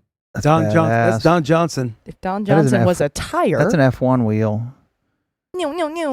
This one was a samurai. Sphere. That Oh, one's they got a tank. cool. We've seen the robot before. I like the He's robot. badass. Oh, There's a crayon this week. oh shit! How cute. Look at this cute fuck. Crayon and the tentacle, they're friends. What's that? Oh, yeah. What is that? The tentacle. A tentacle. $500 in American cash and $500 to your favorite Banana. charity, Banana. Yeah, Banana. The banana What's this stand one? is The back. world. One of them looked like an immunity Ooh, look idol. at is that KT Fun Tweets? He's got the disco ball. Oh no, he's got a he's just boring a bare ass. one. Yeah. Who? This is bare ass. He's raw dogging this. Whoever that was. This looked like an immunity idol to me. Okay, Silky. Hey, Silky. The Shork. And he's got a sword, like the diamond encrusted sword that we're gonna find. Yep. I think Doesn't this one's exist the world as anymore. well. Mm-mm. Yeah. It's melted. Let's battle. Exclamation point play if you'd like to have a marble This guy means in biz. this race. You can win big bucks with the Cirque Du Sirois show. We're starting this race in 10 seconds. And I'd like to correct what I just said. We're starting this race. in Danny, do 9 you have a marble in? Yeah. Oh shit, I don't. I was one of the first. You want me to join for you? No, I got it. I want Danny one of was us to the win. first. Hey, I talked to K-Ray. Vida today and she was all excited. Oh, Christina's in there? Yeah. She's Christina and Vida are in so here. cool and so hot. I know. Her Um, marble's really cute. Vida today, last thing she said, I'm going to win marbles as I walked out the door. Really? Yes. Hell yeah. Uh-oh. Calling her Called shot. It's funny Babe if Ruth. Can everyone Cash had to suicide so she open up wins? his wallet and just Oh, yes, if Vida. 5 crisp $100 bills. That would be The amazing. other 500 to Gamblers Anonymous. Babe Vida. All right, I'm in. Boosh. Me and Boosh. D. Leal. 189 athletes are in. Exclamation point play if you'd like to start this thing. Nima, thanks. I think he gave some gift subs earlier we may have missed. B. Craves, our boy B. Craves, gave 10 Hell gift yeah. subs earlier. Thank you for the subs. Thank you for those gift subs. That is so freaking awesome. 10 pack. Hell yeah. That is my bogey bro, B. Craves. Krytos75 gave 5 gift subs. Bogey Bros. Nima, Persian Texan, gave 1. Exclamation point play if you'd like to have a marble in this race. It starts in 8 seconds. Don't you get up at the front when you This just is got good. in? Okay, great question. I did enter incredibly late, Yeah. and I'm right near the front. Oh, is that me and Christina? Aw. Is that the cutest Are thing y'all you've ever seen? dating? Oh my God. Marbles Kiss, and kiss, kiss. marbles and love. It's a marble Love. love. They're in marble love. We're starting this race in 7 seconds. 6, Making little marbles. 5, Dun, dun, dun. 4. You're going to have to choose, and you don't have a choice, but you're going to have to pick one of the 4 lanes that lie ahead of you. We're starting this race in 3 seconds. I pick purple. Go green. I like yellow. I think I want yellow because that's where I'm lined up. And I think it's pink, not purple, but it's okay. Very best of luck to each and every person. We're starting this race in 2 seconds. Exclamation point play. Do it now. I think it's orchid. The color? Chartreuse. Yeah, it's a pretty hot pink. Burrito butt rocket. Got in late. Runningo. We're starting this race in 1 second. Go. Launch. Come on, Dad. Come on, He might have Kev. a gig tonight. I don't know if he's watching. Z Baker. Actually, yeah, he texted me earlier. Alex Where Yeager. is he? There he is. There he is, you psycho. Already be playing on a Tuesday. It has begun. They have He probably incised. have practiced. Look I'm in second The place marble already. race has begun. Seduced All by of Bigfoot. I'm going to hit an open mic at the Barley House. Ravaged by the Yeti. They've been playing at the Lions Crown a lot. Some are going up, In his some are cover going band. down, They some do are going covers around and the covers. spinner. There's no way of knowing or understanding Sir Daniel Esquire was which up there. is the right way to Again, go. so they're going backward now, so that order. Oh, well, I'm on the Uh-oh. top 5, so that actually does matter now. I don't think too many people lose on get launched off on this one. I have a chance to win this, mother. I am so confused. What's with the pool? Okay. There's 4 different tracks. It's scenery. Everyone's on a different one. You see, these green ones are going into the funnel. Christina blue ones are Christina going Ray into is also in the top. We have some This is chaos. Bishop Arts Oh. excitement going on. Oh shit, are these folks about to finish? No, see they run into that thing, drop tune. So you think you're in the lead. I don't know if you are. Well, green seems to be a good choice. It's going to be Vin Green just Is there a stealing block? this thing There's a from the block left. in the green. Oh, but you're not even done yet. Massive Oh, you still have gridlock. to get to this thing. Come on, Soroy. Win this thing. Oh, the waterfall. Who's going to get to the waterfall? Back to our wife! It's the water. Back to our wife! Come on. But oh, it's Buddha Michael. I'm sorry, Danny. Backdoor wife had a fighting chance at this thing. As the winners tumble into the victory zone, it is Buddha Michael. She secured the bronze. She did. Backdoor bronze. Comes the flames. Who's in last? Bennett. I love Bennett too, Come on, but Bennett. Buddha Michael with the first win for him/her For them. I'm never going to win. Not with someday. that attitude. yeah, when you least expect it. I won one Yeah, back in the day. I had to jump out my own window. I bruised my midsection. Who's getting burned? Who's getting I burned? promised I would. Look at these dum-dums. Silky, come on, dude. We put you on the theft squad. Oh no! We Who is put that you on the dead? heist. Oh, We put you on the heist team, and you're going to finish dead last. oh Ren's down. burn. Barely. That's how you made get it. left behind. Well, we're holding the jewels. Buddha Michael. It is Buddha Michael getting a victory at 1 minute and 11 seconds. Nope, stay at the top for 1 Sorry. second. Let's give some love. Chiclemon. Backdoor wife. Backdoor wife, a See, legend she around here lemons? with a third place finish. Texas JG, Sweet D, KD Mo, copious amounts of Bondo. Danny finishes 7th with 3 underscores. Read. Yes. There's so many letters. W. Bigglesworth, Damn It Sean, and Wheeler Salem round. Oh, 11th place for Big Big Kevin Sasquatch. We'll give you that. Squad. And even Burrito Butt Rocket. Look at finished Vin 12th. Green at 14th, Mikey. Yeah, a solid finish for Vin Green. All right, 41st. 41st in honor of the greatest of all time goes to Heather Heather's nose hair. Is that some hubby who just Yes. made a bad name? Yeah, one time. That's She what I'm had gonna call one it. hair. That's what I'm going to call it. 65th for me, not too shabby. 69th goes. Beg Read it, for Danny. the What? Read 69th. I can't. Beg for the brown. Which is the joke that we loved from the new Naked Gun movie. I need to get And my eyes Renstad examined. in She'd last have that place. toilet begging for the brown. Who's last place? Last place to actually finish was Ren's dad. Silky right there, too. Silky, terrible tonight. Marble racist. What an Oh. Third to last. marble Okay. racist. Okay, I'll give it to him. Scroll to the. Oh, there you go. Oh, I can go No, back. it's all good. All right. Well, congratulations to the big winner tonight. I Shit, that was fun. already forgot that name. That is available here real soon. What? That everybody needs to talk about. Oh. The whole thing is that it's Buddha Michael. It's a Buddha Michael with the win tonight. That was fun. Fun one. Yes, everybody good? Yes, yes. No. Thank you to Keanu from Big Brother who joined or recorded with us yesterday. Again, if you are a Big Brother fan, an hour and 40 plus minutes we chilled with this dude. He's cool as hell. He lives right here in McKinney. Yep. And we're going to release that video on YouTube. And Yes, it'll be out before midnight tonight. there you go. If you know somebody who likes Big Brother, send it to them. I bet they'll find it interesting. Dingu. Yes. Tough week, man. Hey, it's getting better day by day. Yeah. Yeah. Danny got in a car wreck, him and Malcolm, a few days ago, and he told the story. If you're just jumping in late, you can listen to the episode audio or video form later on and hear that story, but pretty brutal. All right, what does it say? Somebody took a screenshot of me holding up my ACDC logo Because we challenge you to draw ACDC and perfect. erased ACDC and put release the Epstein files. I have a feeling That there's might gonna do be it. a lot of these.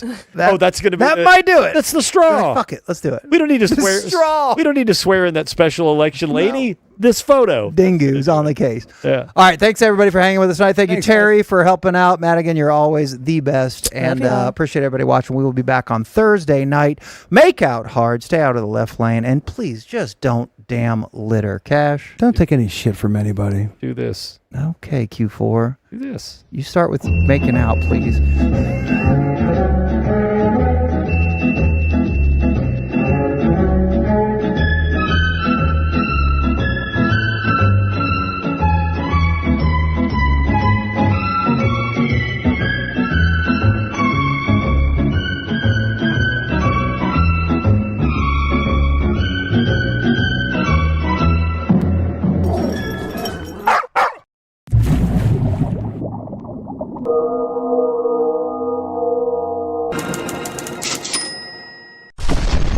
Bloody Gulch.